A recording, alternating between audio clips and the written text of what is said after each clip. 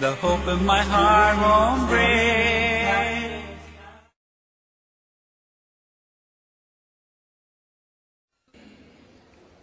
Alhamdulillah, wassalatu wassalam ala rasulillah wa ala alihi wa sahbihi ajmain, amma ba'd. A'udhu billahi minash shaitanir rajim, bismillahir rahmanir rahim. Wa'tasimu bihablillahi jami'an wa la tafarraqu. Rabbi shrah li sadri wa yassir li amri wahlul 'uqdatam min lisani yafqahu qawli. আমার শ্রদ্ধেয় গুরুজনেরা এবং প্রিয় আমার ভাই বোনেরা, আপনাদের সবাইকে স্বাগত জানাই ইসলামিক সম্ভাষণে। আসসালামু আলাইকুম ওয়া রাহমাতুল্লাহি ওয়া বারাকাতুহু। আল্লাহ সুবহানাহু ওয়া তাআলার দয়া, শান্তি এবং রহমত আপনাদের সবার উপরে বর্ষিত হোক। আজকের এই সন্ধ্যার আলোচনার টপিক হচ্ছে মুসলিম উম্মার মধ্যে একতা। টপিক হলো মুসলিম উম্মার মধ্যে একতা। টপিকটা খুবই গুরুত্বপূর্ণ, একেবারে আলাদা আর খুবই স্পর্শকাতর ইস্যু। গুরুত্বপূর্ণ কারণ মুসলিমদেরকে ওই দ্বিমত পোষণ করবে না যে মুসলিম উম্মার মধ্যে কোনো একতা নেই, সেজন্য এটা খুব গুরুত্বপূর্ণ টপিক।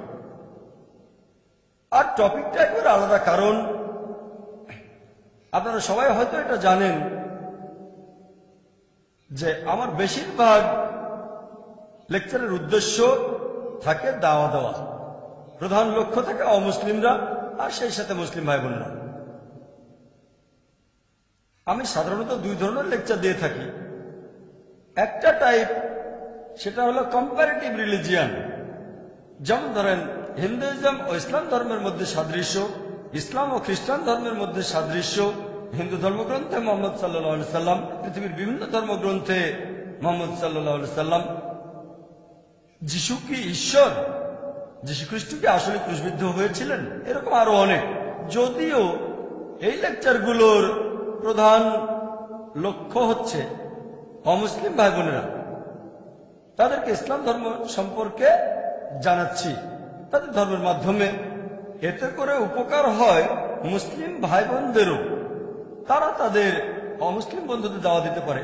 তাহলে দুজনের জন্যই এই কম্পারেটিভ রিলিজিয়নের ব্যাপারটা দুজনের জন্যই। অমুসলিমরা ইসলাম সম্পর্কে জানতে পারছে আর মুসলিমরা শিখতে পারছে কিভাবে অমুসলিমদের দাওয়া দিতে হবে। আমি অন্য যে টাইপের লেকচার দেই সেগুলো এমন কিছু ইস্যুর উপর যেগুলো দিয়ে মিডিয়া ইসলামের উপর আক্রমণ করে। যেমন ধরেন ইসলামে নারীর অধিকার, অথবা মানুষ ভাবে আজকের বিজ্ঞান ও প্রযুক্তির যুগে ইসলাম সেকেলে হয়ে গেছে, তাই কোরআন ও আধুনিক বিজ্ঞান। এই দ্বিতীয় টাইপের লেকচারগুলো, এগুলো দুজনের জন্য। মুসলিমরা জানতে পারে ইসলাম নারীদের কি অধিকার দিয়েছে, তারপর ইসলাম কতখানি বিজ্ঞানসম্মত, পাশাপাশি অমুসলিমরাও জানতে পারছে এই সত্যের ধর্ম, এই দিনুল হক কি বলছে। তবে এরকম লেকচার এ পর্যন্ত খুব কমই দিয়েছি যে লেকচারটা শুধুমাত্র মুসলিমদের জন্য। যেমন ধরেন আল কোরআন কি অর্থ বুঝে পড়া উচিত, কারণ কিছু মুসলিম বলে কোরআন না বুঝে পড়লেও চলবে, সেজন্য লেকচারটা দিয়েছি। অথবা দাওয়া অর ডিস্ট্রাকশন, এই লেকচারগুলো শুধুমাত্র মুসলিমদের জন্য, যদিও অমুসলিমদের উপকার হবে, তবে এগুলোর প্রধান লক্ষ্য হচ্ছে মুসলিমরা। সেজন্য আজকের টপিকটা একেবারে আলাদা, কারণ আজকের লেকচারটা মূলত মুসলিম ভাই বোনদের জন্য। অমুসলিমদের উপকার হবে, তবে এর প্রধান লক্ষ্য মুসলিমরা, মুসলিম উম্মার মধ্যে একতা। আর আজকের ইস্যুটা বেশ স্পর্শকাতর। মুসলিমদের উদ্দেশ্যে অন্য লেকচারগুলো এতটা স্পর্শকাতর না। সামান্য কয়েকজন মুসলিম বিশ্বাস করে যে কোরআন অর্থ বুঝে না পড়লেও চলবে, বেশিরভাগই মনে করে কোরআন অর্থ বুঝে পড়তে হবে। সামান্য কিছু মুসলিম বলে দাওয়া দেওয়ার কোনো প্রয়োজন নেই, বেশিরভাগ বলে দাওয়া দেওয়া উচিত। তবে এই টপিক মুসলিম উম্মার একতা বেশ স্পর্শকাতর। এই টপিকটার সাথে আমরা সব মুসলিমই জড়িত আছি, আমরা সব মুসলিমরা জড়িত, সেজন্য বলেছে এটা স্পর্শকাতর। তাই আপনাদের সবাইকে অনুরোধ করব, দয়া করে আপনারা আমার এই লেকচারটা একটু মন দিয়ে শুনবেন। ইনশাআল্লাহ আপনাদের উপকার হবে। আর পাশাপাশি ধর্মেরও সত্যিকার চিত্রটা তুলে ধরা হবে ইনশাআল্লাহ। সেজন্য দয়া করে আমার এই লেকচারটা মন দিয়ে শুনবেন। আমার আজকের এই লেকচার মুসলিম উম্মার একতা। আমি হয়তো সবগুলো দিক দিয়ে আলোচনা করতে পারবো না, সবগুলো সমাধান নিয়ে। আমি প্রধান প্রধান বিষয়গুলো নিয়েই বলবো। 1 নম্বর কারণটা মুসলিম উম্মার মধ্যে একতা না থাকার, সেটা হচ্ছে আমাদের মধ্যে এখন অনেক সম্প্রদায়, আর এছাড়াও এখনকার মুসলিম উম্মার মধ্যে অনেকগুলো মতবাদ প্রচলিত আছে। এটাকে বলতে পারেন মাজার, অথবা বলতে পারেন মাসলাক, অথবা বলতে পারেন মুসাল্লা। তাহলে প্রধান কারণ 1 নম্বর, সবচেয়ে প্রধান কারণটা হচ্ছে মুসলিম উম্মার মধ্যে এখন অনেকগুলো সম্প্রদায় এবং অনেকগুলো মতবাদ প্রচলিত আছে। সেটাকে মাজার অথবা মাসলাক অথবা মুসাল্লা বলা হয়। ইনশাআল্লাহ আমি অন্ততপক্ষে এই প্রধান পয়েন্টটা নিয়ে আলোচনা করব, অন্যান্য পয়েন্টের চেষ্টা করব। আর আমার এই লেকচারের একটা বড় অংশ, সেটা থেকে প্রশ্ন উত্তরের ফরম্যাটে। আমরা দৈনন্দিন জীবনে প্রায় এই প্রশ্নগুলোর মুখোমুখি হই, যাতে করে যখন সেই প্রশ্নটা করা হবে প্রত্যেক মুসলিম ভাই বোন নিজেকে তখন সেই প্রশ্নটা করবেন আর নিজেরাই উত্তর দেবেন। এতে করে আপনারা জানতে পারবেন যে আপনাদের অবস্থানটা আসলে কোথায়। আর আপনারাও হয়তো এটা জানেন যে দাওয়া দেওয়ার মাস্টার কি, অথবা ইসলাম দেওয়ার ক্ষেত্রে পবিত্র কোরআন বলছে, কোরআনের আয়াত বলছে, সূরা ইমরানের 64 নম্বর আয়াতে উল্লেখ করা হয়েছে, বলা হয়েছে, কুল ইয়া আহলাল কিতাব, বলো হে কিতাবীগণ, তাআলাউ ইলা কালিমাতিন সাওয়াইন বাইনানা ওয়া বাইনাকুম, এসো সেই কথা যা আমাদের ও তোমাদের মধ্যে এক। প্রথম সাদৃশ্যটা কি? আল্লাহ না'বুদা ইল্লাল্লাহ, আমরা আল্লাহ ছাড়া কারো ইবাদত করি না, ওয়ালা নুশরিকা বিহি শাইআন, আমরা অন্য কাউকে তার শরীক করি না, ওয়ালা ইয়াত্তাখিযা বা'দুনা বা'দান আরবাবান মিন দুনিল্লাহ, আল্লাহ ব্যতীত আমাদের নিজেদের ভেতর থেকেও অন্য কাউকে রব বলে গ্রহণ করি না। যদি তারা মুখ ফিরিয়ে নেয়, ফাকুলু শাহিদ, বলো তোমরা সাক্ষী থাকো বিআন্না মুসলিমুন, যে আমরা মুসলিম, আল্লাহর কাছে নিজের ইচ্ছাকে সমর্পণ করি। আমি এর আগে অনেক লেকচারেই বলেছি যে পবিত্র কোরআনের আয়াত যেটা বলছে, এসো সেই কথা যা আমাদের ও তোমাদের মধ্যে এক। যদিও এখানে আহলে কিতাবদের কথা বলা হয়েছে, যার অর্থ ইহুদি ও খ্রিস্টান, আমার মতে এটা অমুসলিমদের যে কেউকে বোঝাতে পারে। হতে পারে সে হিন্দু অথবা বৌদ্ধ অথবা জৈন। এসো সেই কথা যা আমাদের ও তোমাদের মধ্যে এক। আর যদি আরেক ধাপ এগিয়ে যান, আমার মত অনুযায়ী এটা মুসলিম উম্মার ক্ষেত্রেও ব্যবহার করা যায়। যখন মুসলিম উম্মার মধ্যে মতভেদ থাকে, সবচেয়ে সেরা সমাধান হলো তাআলাউ ইলা কালিমাতিন সাওয়াইন বাইনানা ওয়া বাইনাকুম, এসো সেই কথা যা আমাদের ও তোমাদের মধ্যে এক। তাহলে কোরআনের এই আয়াতটা আমার মত অনুযায়ী মুসলিম উম্মার ক্ষেত্রেও ব্যবহার করা যায়। এটাই ইসলাম দেওয়ার সবচেয়ে সেরা উপায়, যাতে করে মুসলিমরা সবাই সরল পথে আসতে পারে। সাধারণত আপনি যে মুসলিমকে জিজ্ঞেস করেন ইসলাম ধর্মে সবচেয়ে পবিত্র আর খাঁটি ধর্মগ্রন্থ কোনটা, ইসলাম ধর্মের সবচেয়ে সেরা জ্ঞানের উৎসটা কি, কেউ কি বলতে পারেন? কোরআন। মাশাআল্লাহ, এজন্য কোনো পুরস্কার পাবেন না। সহজ প্রশ্ন, সহজ উত্তর। কেউ এখানে দ্বিমত পোষণ করবেন না। সে হয়তো নিয়ম মেনে চলা মুসলিম না, তবে আপনি যে মুসলিমকে জিজ্ঞেস করেন ইসলাম ধর্মের সবচেয়ে সেরা গ্রন্থ কোনটা, সবচেয়ে পবিত্র ইসলামের সবচেয়ে সেরা গ্রন্থ কোনটা, সে বলবে কোরআন। মাশাআল্লাহ, এটা আমরা সবাই জানি। দ্বিতীয় প্রশ্ন, পবিত্র কোরআনের পরে সবচেয়ে সেরা জ্ঞানের উৎস কোনটা? হাদিস। মাশাআল্লাহ, কোন রকম মতভেদ নেই। নবীজি সাল্লাল্লাহু আলাইহি সাল্লামের হাদিস, কেউ বলে সুন্নাহ, কেউ বলে হাদিস, কোনো মতভেদ নেই, সবাই মেনে নেবে। সেই লোকটা যে মাযহাবেরই হোক না কেন মানবে ইসলামের প্রথম উৎসটা হলো কোরআন, তারপরেরটা হচ্ছে হাদিস। এখন আপনারা অনেকে হয়তো জানেন যে হাদিসের কিছু প্রকারভেদ আছে। কিছু হলো সহিহ হাদিস, এগুলো শক্ত হাদিস, খাঁটি, আর কিছু হলো জয়ীফ হাদিস, এগুলো হলো দুর্বল হাদিস। কিছু হাদিস আবার মওদু, উদ্ভাবিত, বানানো হাদিস। মুসলিমরা কোন হাদিসগুলো মেনে চলবে? সহিহ হাদিস। মাশাআল্লাহ, 3টা প্রশ্ন, সবাই ব্যাপারে একমত, কারো কোনো মতভেদ নেই। আপনি যে ধরনের মুসলিমকে জিজ্ঞেস করেন, সে যে মতবাদেরই হোক না কেন, যে মাযহাবেরই হোক, সবাই এ ব্যাপারে একমত। 1 নম্বর উৎস হলো কোরআন, আল্লাহর কালাম, আল্লাহর বাণী। দ্বিতীয় গুরুত্বপূর্ণ উৎস নবীজি সাল্লাল্লাহু আলাইহি ওয়াসাল্লামের হাদিস, নবীজির বিভিন্ন কথার কাজ। 3 নম্বর, এই হাদিসগুলোর মধ্যে আমরা যেগুলো মানব সেটা হলো সহিহ হাদিস, কোনো মতভেদ নেই। এসো সেই কথাই আমাদের তোমাদের মধ্যে এক। এই উত্তরের উপর ভিত্তি করে আমরা সবাই সামনে এগিয়ে যাব। তবে যখন কোন মুসলিমকে জিজ্ঞেস করি যে আপনার ধর্ম কি, অথবা আপনি কোন মতবাদ মেনে চলেন, অথবা আপনার মাযহাব কি, বেশিরভাগ ইন্ডিয়ান তারা বলে যে তারা হলো হানাফি। কিছু মুসলিম হয়তো বলবে যে তারা হলো শাফি। আর আমি ইন্ডিয়ার বাইরে যখন এই প্রশ্নটা করি, হানাফি আর শাফির পাশাপাশি সেখানে উত্তর পেতে পারি আমি একজন হামলি, অথবা কেউ বলতে পারে আমি একজন মালিকি। তবে ইন্ডিয়ায় বেশিরভাগ মুসলিম নিজেদেরকে বলে হানাফি। এছাড়াও কিছু মুসলিম নিজেদের বলে শাফি। আরো ভাগ আছে, তবে এই দুটো হলো প্রধান। আমি পরের প্রশ্ন করি, ভাই আপনি কেন হানাফি, আপনি কেন শাফি নন? এখানে কমন উত্তর যেটা পাই, কারণ আমার বাবা মা ছিলেন হানাফি, আমার বাবা হানাফি, আমার মা হানাফি, সেজন্য আমিও হানাফি। আমি তখন সে লোককে প্রশ্ন করি, আপনার বাবা শাফি হলে কি হতো?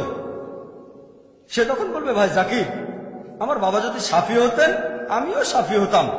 খুব সহজ উত্তর, খুব ভালো কথা। আরেকটা সহজ প্রশ্ন, আপনার বাবা মা অমুসলিম যদি হতো তাহলে কি হতো? আপনি তাহলে কি হতেন? তখন সে অনেকক্ষণ চুপ থাকবে। আপনি আমাকে যুক্তিটা দিলেন, যেহেতু আপনার বাবা মা হানাফি সেজন্য আপনি হানাফি। বাবা মা শাফি হলে আপনিও শাফি হতেন, লজিক্যাল কথা। বাবা মা অমুসলিম হলে তখন কি হতো? সে অনেকক্ষণ চুপ থাকবে। ভাই আপনি চুপ করে আছেন কেন?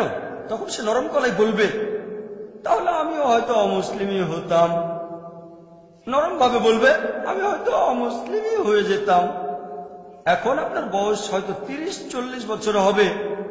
এখন আপনি আমাকে উত্তর দিচ্ছেন যে আপনি একজন অমুসলিম, হতে পারেন হিন্দু বা খ্রিস্টান অথবা ইহুদি অথবা জৈন। আপনি আমাকে উত্তর দিলেন যে আপনি একজন অমুসলিম, কারণ আপনার বাবা একজন অমুসলিম, আপনার মাও একজন অমুসলিম। আপনি কি মাপ পাবেন? কোনো কথা নেই, সে উত্তর দিতে পারবে না। যদি বলেন মাপ পাবেন, তাহলে যত অমুসলিম আছে তারা সবাই মাপ পাবে, কারণ বেশিরভাগের বাবা মাই ছিল অমুসলিম। সে কোনো কথা বলবে না। তারপর সে আমাকে উত্তর দেবে একটু চিন্তা করে, যদি আল্লাহ আমাকে হেদায়েত করেন তাহলে আমি মুসলিম হয়ে যাব। আমি বললাম ভালো, আল্লাহ হেদায়েত করলে আপনি মুসলিম হয়ে যাবেন। তবে আল্লাহ পবিত্র কোরআনে বলছেন, সূরা আনকাবুতের 69 নম্বর আয়াতে উল্লেখ করা হয়েছে যে যদি তুমি সংগ্রাম করো আল্লাহ সুবহানাহু ওয়া তাআলার পথে, জিহাদ ফি সাবিলিল্লাহ, আল্লাহ সুবহানাহু ওয়া তাআলা তোমার সামনে রাস্তা খুলে দেবেন। এখানে শর্ত হলো আপনি সংগ্রাম করবেন। যদি সংগ্রাম করেন আল্লাহ আপনাকে হেদায়েত করবেন। আল্লাহ এই প্রতিশ্রুতি দিয়েছেন, যদি আপনি আল্লাহ সুবহানাহু ওয়া তাআলার পথে সংগ্রাম করেন আল্লাহ তাহলে আপনার রাস্তা খুলে দেবেন। তাহলে শর্ত হলো যদি সংগ্রাম করেন আল্লাহ আপনার রাস্তা খুলে দেবেন। যেমন গতকাল আপনারা দেখেছেন, বেশ কয়েকদিন ধরে অনেক অমুসলিম আমার কাছে প্রশ্ন করছে যে আমি তো অমুসলিম পরিবারে জন্মেছি, এটা আমার দোষটা কোথায়? আমি উত্তর দিয়েছিলাম, গতকাল অনেকেই এখানে ছিলেন, আমি তাকে প্রমাণ করে দেখিয়েছি যে যদি আপনি এখন ইসলাম গ্রহণ করেন আপনার আগের সব পাপ থেকে ক্ষমা পাবেন। তাহলে এভাবে একটা সুযোগ পাবেন। অনেক অমুসলিম ইসলাম গ্রহণ করেছে। তাহলে শর্ত হলো আপনাকে সংগ্রাম করতে হবে। কোন অমুসলিমকে হয়তো বলেছেন আপনি তাদের ইসলাম ধর্ম মেনে চলা উচিত সত্যকে পাওয়ার জন্য। যদি কোনো অমুসলিম আপনাকে প্রশ্ন করে আপনি কেন মুসলিম, যদি উত্তর দেন যে আমার বাবা ছিল মুসলিম, সেই অমুসলিম বলবে সত্যি করে বলেন তো আপনি কখনো সত্যিকে খোঁজার চেষ্টা করেছেন? তাহলে আপনার দায়িত্ব ইসলাম সম্পর্কেও জ্ঞান অর্জন করা। পড়বেন কোরআন এবং হাদিস বাধ্যতামূলক। অমুসলিমদের পাশাপাশি মুসলিমদেরও বলবেন আপনারা সত্যের পথে থাকেন। আমি কি বলতে পারি? আলহামদুলিল্লাহ, আপনার বাবা মা মাশাআল্লাহ হানাফি বা শাফি, তারা তো সবাই মুসলিম। আমার বাবা মা মুসলিম ছিলেন, আলহামদুলিল্লাহ, সেজন্য আমিও মুসলিম। আল্লাহর দয়া, আলহামদুলিল্লাহ। তাকে পরে প্রশ্ন করব যে ভাই, আপনি বললেন আপনি একজন হানাফি, কোনটা বেশি ভালো? হানাফি বেশি ভালো নাকি শাফি বেশি ভালো? এটা আমার পরের প্রশ্ন। কোনটা বেশি ভালো, হানাফি না শাফি? এই সব মুসলিম সম্প্রদায়ের বেশিরভাগ লোক এখানে উত্তর দেবে, চারজন আলেম এটা বানিয়েছেন। সুন্নিদের মধ্যে চারটা আলাদা মাযহাব অথবা বলা যায় সম্প্রদায়, সবাই এই উত্তরটাই দেয়। সুন্নিদের মধ্যে চারটা মতবাদ, হানাফি, মালিকি, শাফি, হামলি, এই চারটা আলাদা মতবাদের সবাই হলো বারহাক, তারা সবাই সঠিক। কিছু লোক বলবে হানাফি হলে ঠিক আছে, কেউ বলবে শাফি হলে ঠিক আছে, তবে বেশিরভাগ মুসলিমই বলছে চারজন আলেমী ঠিক বলেছেন, তারা চারজনই সঠিক কথা বলেছেন। তারপর থেকে আরেকটা সহজ প্রশ্ন করি, প্রশ্নটার সাথে সবাই মোটামুটি পরিচিত, মোটেও কঠিন না, সহজ।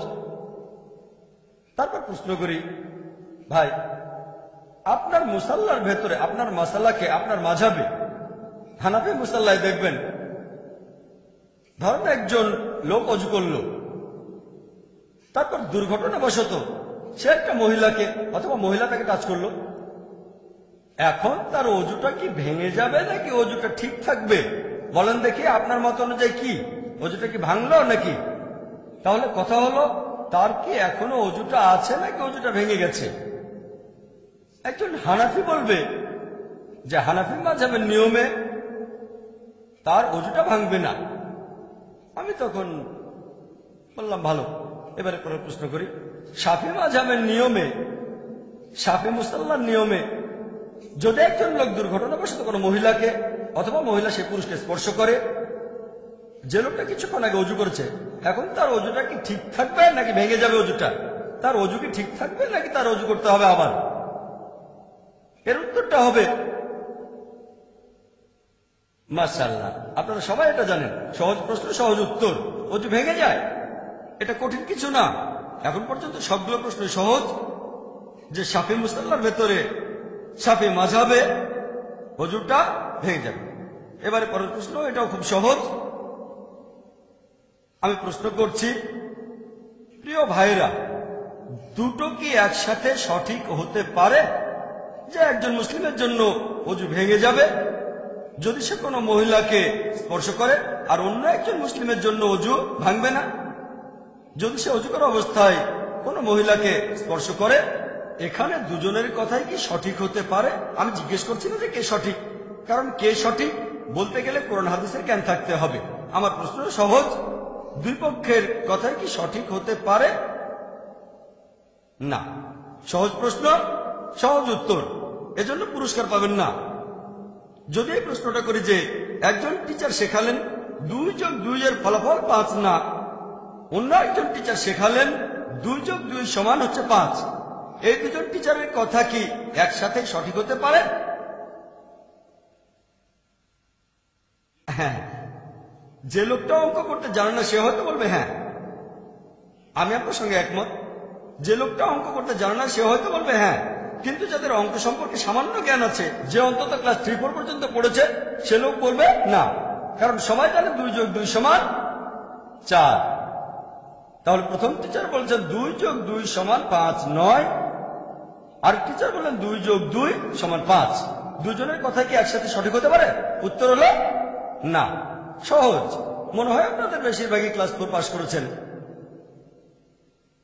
কিন্তু এখন যদি আপনাদের একটু কঠিন প্রশ্ন করি, 375-এর সাথে 625-কে যদি গুণ করি তাহলে হবে 10,525,000। এক টিচার এটা বললেন, আর টিচার বললেন 375-কে যদি 625 দিয়ে গুণ করা হয় তার ফলাফল 10,525,000 হবে না। দুজনের কথা কি একসঙ্গে সঠিক হতে পারে?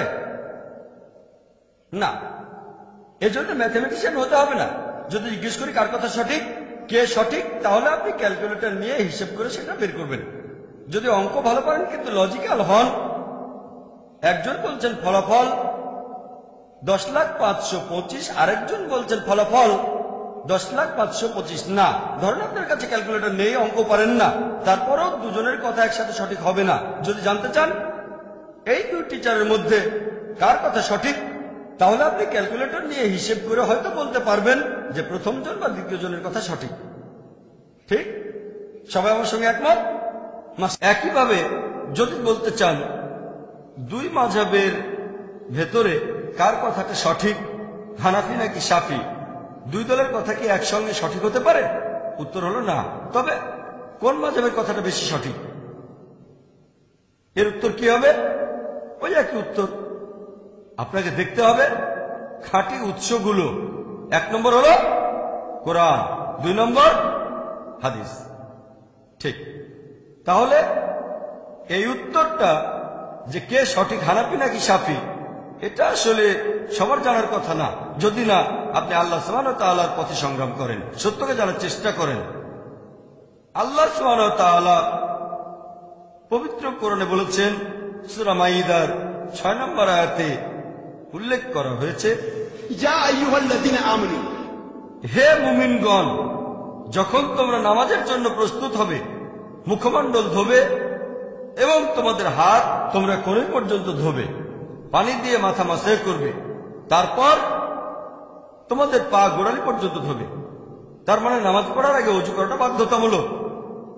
আর যদি তখন জানাবা অবস্থায় থাকেন তাহলে আপনাকে গোসল করতে হবে। আয়াতটা একবার বলছে, যদি তোমরা অসুস্থ থাকো, যদি কোনো অসুখ হয়, অথবা সফরে থাকো, অথবা যখন প্রকৃতিটাকে সাড়া দিয়ে তোমরা ফিরে আসবে, টয়লেট থেকে ফিরে আসবে, অথবা কোনো মহিলার সাথে সঙ্গত হও, কোনো মহিলাকে স্পর্শ করো, এবং যদি তোমরা কোথাও পানি না পাও, পরিষ্কার বালি নেবে অথবা মাটি, সেটা দিয়ে মুখ হাত মাসে করো। তায়াম্মুমের কথা বলা হচ্ছে, কোনো পানি না থাকলে তায়াম্মুম করো। কোরআনের এই আয়াতটার উপর ভিত্তি করে যেটা বলছে, কোন মহিলা যদি স্পর্শ করে বা মহিলাকে স্পর্শ করলে, এখানে আরবি শব্দ হলো লামাস, এর মূল আরবি শব্দ মাসা। এটার উপর ভিত্তি করে যে কোনো মহিলাকে টাচ করলে, অথবা আপনি কোনো মহিলাকে টাচ করলেন, আপনাকে আবার ওযু করতে হবে, আর পানি না থাকলে তায়াম্মুম করতে হবে, অথবা আপনাকে গোসল করতে হবে। গোসল, ওযু অথবা তায়াম্মুম, 3টা অপশন। কোথাও পানি না থাকলে তায়াম্মুম করবেন। এখন এই আরবি শব্দ মাসা, এই শব্দটা দুটো অর্থ, ডিকশনারি খুললে আপনারাও দেখতে পাবেন মাসা শব্দের অর্থটা কি।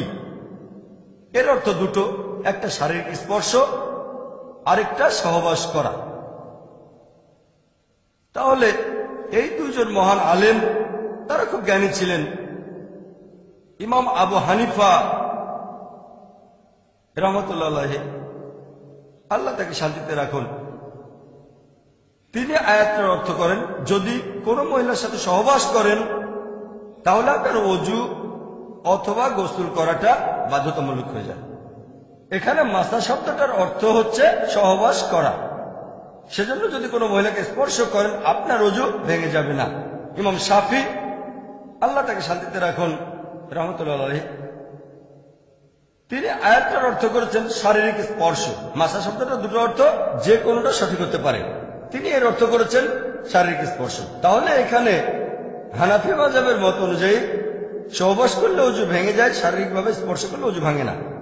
আর শাফি মাযহাবের মত অনুযায়ী কোনো মহিলাকে শারীরিকভাবে স্পর্শ করলেও ওযু ভেঙে যায়, আর তখন আপনাকে আবার ওযু করতে হবে।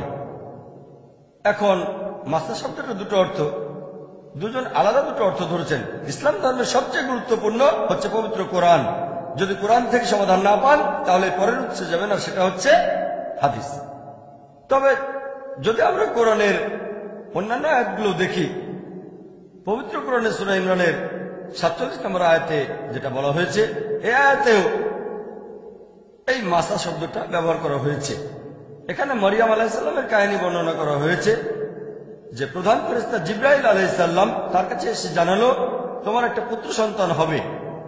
মরিয়ম তখন উত্তর দিলেন, আল্লাহ তাকে শান্তিতে রাখুন। এটা পবিত্র কোরআনের সূরা ইমরানের 47 নম্বর আয়াতে উল্লেখ করা হয়েছে যে এটা কিভাবে সম্ভব, আমার সন্তান কিভাবে হবে যখন কোনো পুরুষ আমাকে স্পর্শ করেনি। সেই একই শব্দ মাসা এখানেও আছে। এখন আমাদের সবাই বুঝতে পারবে যখন হযরত মরিয়ম আলাইহিস সালাম যখন তিনি বললেন যে আমার সন্তান কিভাবে হবে যখন কোনো পুরুষ আমাকে স্পর্শ করেনি, এর অর্থ সহবাস করা। শারীরিক স্পর্শ বোঝানো হচ্ছে না, কারণ শারীরিকভাবে কোনো মহিলাকে স্পর্শ করলে সন্তান হওয়ার কোনো সম্ভাবনা নেই, কিন্তু যদি কেউ সহবাস করে তাহলে সন্তান হওয়ার সম্ভাবনা থাকবে। সেজন্য তিনি বললেন যে আমার সন্তান হবে কিভাবে যখন কোনো পুরুষ আমাকে স্পর্শ করেনি। তখন উত্তর আসলো, আল্লাহ যখন কিছু স্থির করেন, আল্লাহ বলেন কুন ফায়াকুন, হও, আর সেটা হয়ে যায়। এই হলো পুরো আয়াতটা। তবে এখানে মাসা শব্দটার অর্থ সহবাস করা। এছাড়াও আমরা যদি নবীজি মুহাম্মদ সাল্লাল্লাহু আলাইহি সাল্লামের হাদিস পড়ি, যদি কোনো সন্দেহ থাকে, কোরআনের কোনো আয়াতের অর্থ বুঝতে না পারেন, তাহলে এরপরের উচ্চ হাদিস দেখবেন, আর খেয়াল রাখবেন সে হাদিসটা যেন সহিহ হাদিস হয়। এমন একটা হাদিস, সহিহ হাদিস আছে আবু দাউদে 1 নম্বর খণ্ড, বুক অব সালাহ, 70 নম্বর অধ্যায়ের 179 নম্বর হাদিস। হযরত আয়েশা রাদিয়াল্লাহু আনহা তিনি বললেন,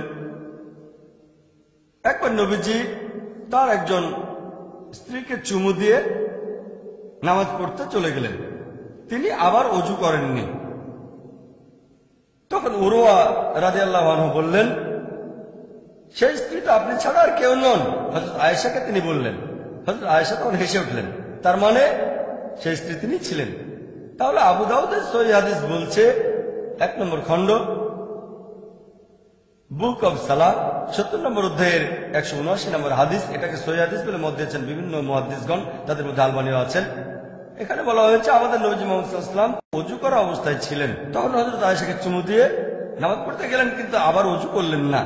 এটাই প্রমাণ করে শারীরিক স্পর্শ করলে ওযু ভেঙে যাবে না। এরকম আরো সহিহ হাদিস আছে। একটা হাদিস আছে সহিহ বুখারীতে, এটা সহিহ বুখারীর একটা হাদিস, 1 নম্বর খণ্ড। বলা হয়েছে যে নবী মুহাম্মদ সাল্লাল্লাহু আলাইহি ওয়াসাল্লাম হযরত আয়েশা রাদিয়াল্লাহু আনহা বর্ণনা দিয়েছেন যে আমি ছিলাম মুহাম্মদ সাল্লাল্লাহু আলাইহি সাল্লাম এবং কিবলার মাঝামাঝি। নবীজি তখন নামাজ পড়ছিলেন, তারপর সিজদা দেওয়ার সময় তিনি আমার পায়ে ধাক্কা দিলেন, আমি এক পাশে সরে গেলাম। তার মানে নামাজ পড়ার সময় নবীজি তার স্ত্রী হযরত আয়েশাকে স্পর্শ করেছিলেন, তারপরও নামাজ পড়ে গিয়েছেন। তার মানে স্পর্শ করলে ওযু ভেঙে যায় না।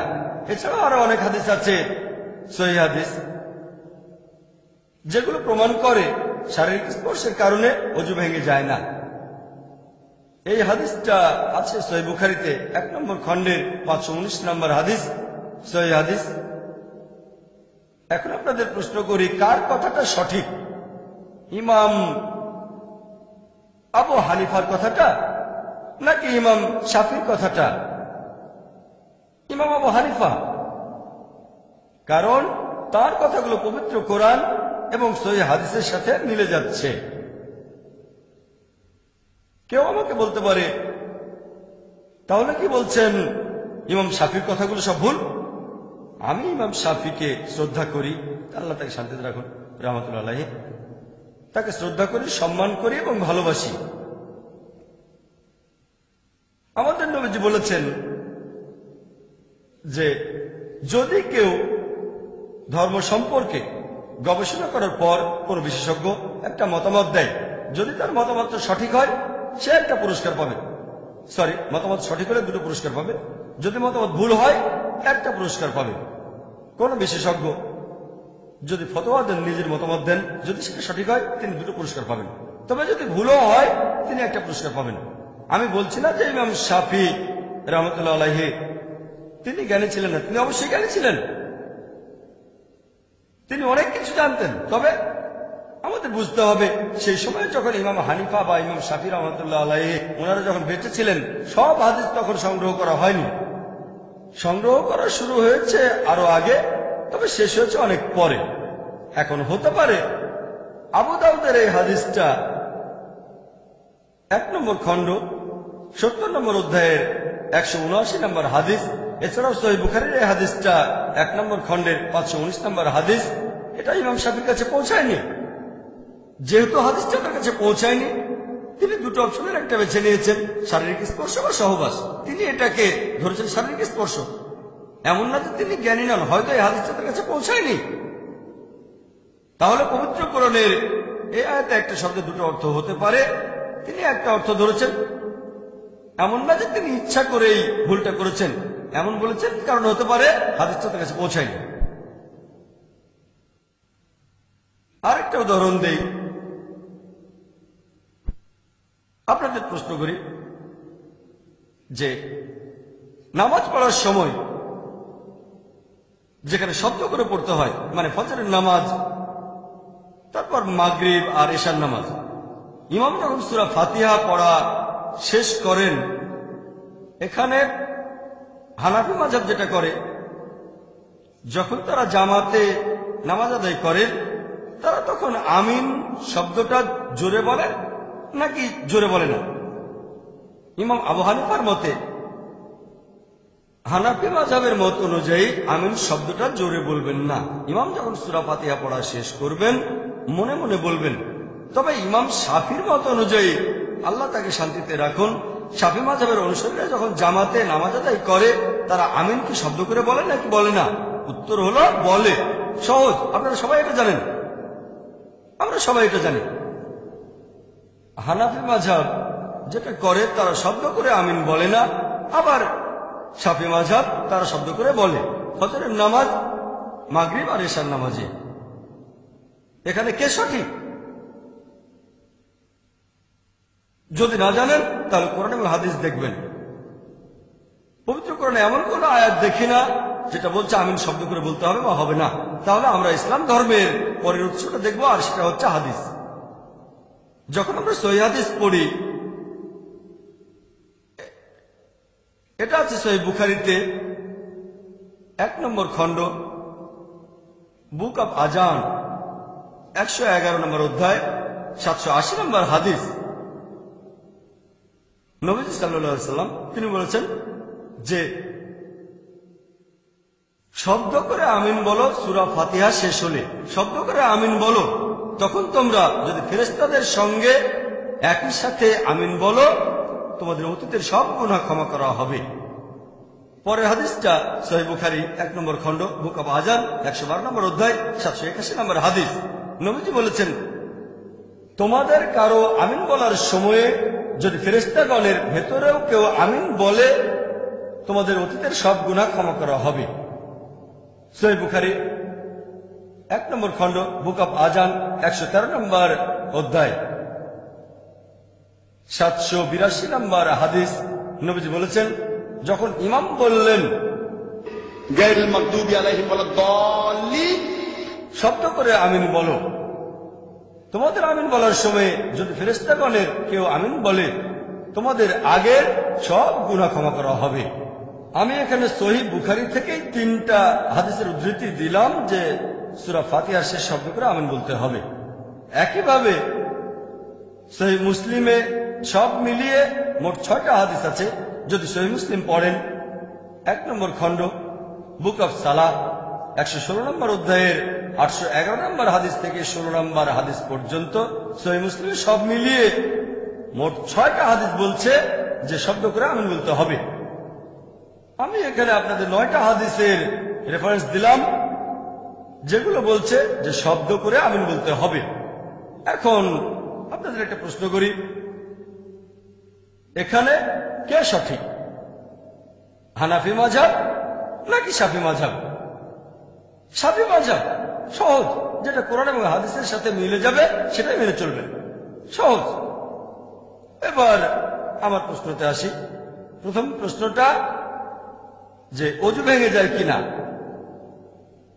যদি কোনো পুরুষ দুর্ঘটনাবশত কোনো মহিলাকে স্পর্শ করে ফেলে অথবা মহিলা পুরুষকে, চিন্তা করেন একজন অমুসলিম যদি ইসলাম গ্রহণ করে আর আমাকে জিজ্ঞেস করে যে ভাই জাকির, আমার অজু থাকা অবস্থায় যদি কোনো মহিলা আমাকে টাচ করে বা আমি তাকে টাচ করি, তাহলে কি আমাকে আবার অজু করতে হবে? আমার অজু কি ভেঙে যাবে? তাকে কি আমি জিজ্ঞেস করবো যে আপনার বাবা হানাফি না শাফি? তার বাবা তো ছিল অমুসলিম। তাহলে উত্তর হবে কোরআন এবং সহিহ হাদিস অনুযায়ী। কোরআন আর সহিহ হাদিসে বিশ্লেষণ করলে জানতে পারবেন যে এতে করে অজু ভাঙবে না। তাই সে যে সম্প্রদায় থেকে আসুক না কেন, যদি না কেউ আমাকে বলে দেখেন ভাই জাকির, আসলে ব্যাপারটা হানাফিদের স্কিনের তেলের পরিমাণটা একটু বেশি, শাফিদের স্কিন খসখসে, সেজন্য হানাফিদের অজু ভাঙে না, শাফিদের অজুটা ভেঙে যায়। কেউ যদি এই ধরনের কোনো বৈজ্ঞানিক কারণ দেখায় তাহলে হয়তো আমাকে একটু চিন্তা করতে হবে, কিন্তু এমন কিছুই নেই যে হানাফিদের স্কিন একরকম, শাফিদের স্কিন আরেক রকম। আমাদের ফিরে যেতে হবে আল্লাহ এবং রাসূলের কাছে। তারপর কোরআন আর হাদিস বিশ্লেষণ করে দেখব, তাহলে উত্তরটা পাবো। আবারও কেউ প্রশ্ন করতে পারে দ্বিতীয় প্রশ্নটা সম্পর্কে, শব্দ করে আমিন বলা নিয়ে ইমাম শাফি এখানে সঠিক, আর হানাফি মাযহাব শব্দ করে আমিন বলে না। তাহলে কি বলছেন আবু হানিফা ভুল বলেছেন? উনি কি জানতেন না? নাউজুবিল্লাহ। ইমাম হানিফা, আল্লাহ তাদের শান্তিতে রাখুন, রাহমাতুল্লাহ আলাইহি, তিনি বিখ্যাত একজন বিশেষজ্ঞ, তাকে ভালোবাসি, শ্রদ্ধা করি। তবে ব্যাপারটা এমন না যে তিনি ইচ্ছে করেই ভুল করেছেন। আমি জানি যে হাদিসগুলোর কথা বললাম, সহিহ বুখারী 1 নম্বর খণ্ড 780 থেকে 782 নম্বর হাদিস, এছাড়াও সহিহ মুসলিম 1 নম্বর খণ্ড 811 থেকে 816 নম্বর হাদিস হয়তো তার কাছে পৌঁছায়নি। আমি আপনাদের আগেও বলেছি, আমাদের নবীজি যখন বেঁচে ছিলেন কোরআন তখন সম্পূর্ণভাবে লিপিবদ্ধ ছিল। এ কাজের তদারকি নবীজি নিজেই করেছিলেন। তাঁর তদারকিতেই এই পবিত্র কোরআন আলহামদুলিল্লাহ লিপিবদ্ধ হয়েছিল। আর পবিত্র কোরআন নিয়ে আমাদের কারো মধ্যে কোনো মতভেদ নেই। তবে নবীজি তার কথাগুলো অর্থাৎ হাদিস লিপিবদ্ধ করতে উৎসাহিত করেননি, কোরআনের সাথে মিশে যেতে পারে। পরবর্তীতে যখন তিনি মারা গেলেন, লোকজন যখন তার উদ্ধৃতিতে বিভিন্ন কথা বলতে শুরু করলো, হয়তো সেটা তিনি বলেননি, তখন সবাই ভাবলো ঠিক আছে, এখন থেকে আমরা চেক করে দেখবো নবীজি এটা বলেছেন কিনা। তাই হাদিস লিপিবদ্ধ করা শুরু হয়েছে নবীজি মারা যাওয়ার পরে। আর এই 4 জন মহান ইমামের সময়ে ইমাম আবু হানিফা, ইমাম মালিক, ইমাম শাফি, ইমাম আহমেদ ইবনে হাম্বল, আল্লাহ সবাইকে শান্তিতে রাখুন, তখনও হাদিস লিপিবদ্ধ হচ্ছিল, তখনও সেটা শেষ হয়নি। পরবর্তীতে ইমাম বুখারী আসলেন, ইমাম মুসলিম আসলেন, আবু দাউদ, তিরমিজি, এভাবে পরবর্তী সময় এই 4 ইমামের ইন্তেকালের অনেকদিন পরে হাদিসের সংগ্রহ আরো সমৃদ্ধ হলো। তাই তারা সেই সময়ে যতটুকু জানতে পেরেছেন সেটার উপরে মতামত দিয়েছেন। এখন বলতে পারেন, ভাই জাকির, আপনি কি ইমাম আবু হানিফার চেয়ে বেশি জ্ঞানী? ভাই জাকির, নিজেকে ইমাম শাফির চেয়ে বেশি জ্ঞানী মনে করেন আপনি? আল্লাহ তাদের দুজনকে শান্তিতে রাখুন। আমি বলবো না, মোটেই না, ওনাদের তুলনায় আমরা কিছুই না। তারা নবীজির অনেক কাছে ছিলেন, তাদের জ্ঞান মাশাআল্লাহ, ওনারা ইমাম, আমাদের সাথে তুলনায় চলে না। জীবিত কোনো মানুষের সাথে তাদের তুলনা চলে না। তবে আগেও বলেছি যে আমাদের বুঝতে হবে হাদিস সংগ্রহ করার কাজ সেই সময়ও চলছিল। তাই এই 4 জন ইমামই বলেছেন কোন মুসলিমই বলতে পারবে না যে সে সবগুলো সহিহ হাদিস জানে। আর এখনকার সময়টা হচ্ছে বিজ্ঞান আর প্রযুক্তির যুগ, এখন অনেক সহজ। সেই সময়ে ইমামদের আমলে কোন হাদিস সংগ্রহ করতে গেলে হয়তো যেতে হতো কয়েকশো কিলোমিটার, কয়েক হাজার কিলোমিটার, সেগুলো লিখে রাখতে হতো। ফটোস্ট্যাট মেশিন ছিল না, এখন ফটোস্ট্যাট মেশিন আছে, ফ্যাক্স আছে, ইমেল আছে।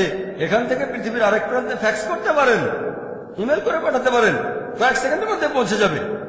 তখনকার দিনে বিজ্ঞান প্রযুক্তি এত উন্নত ছিল না। আর এখন সবগুলো সহিহ হাদিস একটা সিডিতে পেতে পারেন, পুরো বুখারী শরীফ একটা ডিস্কে, সহিহ বুখারী, সহিহ মুসলিম, আমাদের এই IRF 10 লক্ষ হাদিস একটা ডিস্কে ভাগ করা আছে, সহিহ, জয়ীফ, মওদু। যেহেতু বর্তমানে বিজ্ঞান আর প্রযুক্তি অনেক উন্নত, আমরা অনেক সহজে হাদিসগুলো জানতে পারি। সে আমলে এটা মোটেও সহজ ছিল না। في خلق السماوات والأرض واختلاف الليل والنهار والفلك التي تجري في البحر بما ينفع الناس وما أنزل الله من السماء من ماء فأحيا به الأرض بعد موتها وبث فيها من كل دابة وتصريف الرياح والسحاب المسخر بين السماء والأرض لآيات لقوم It's time to share and to declare the hope of my heart won't break.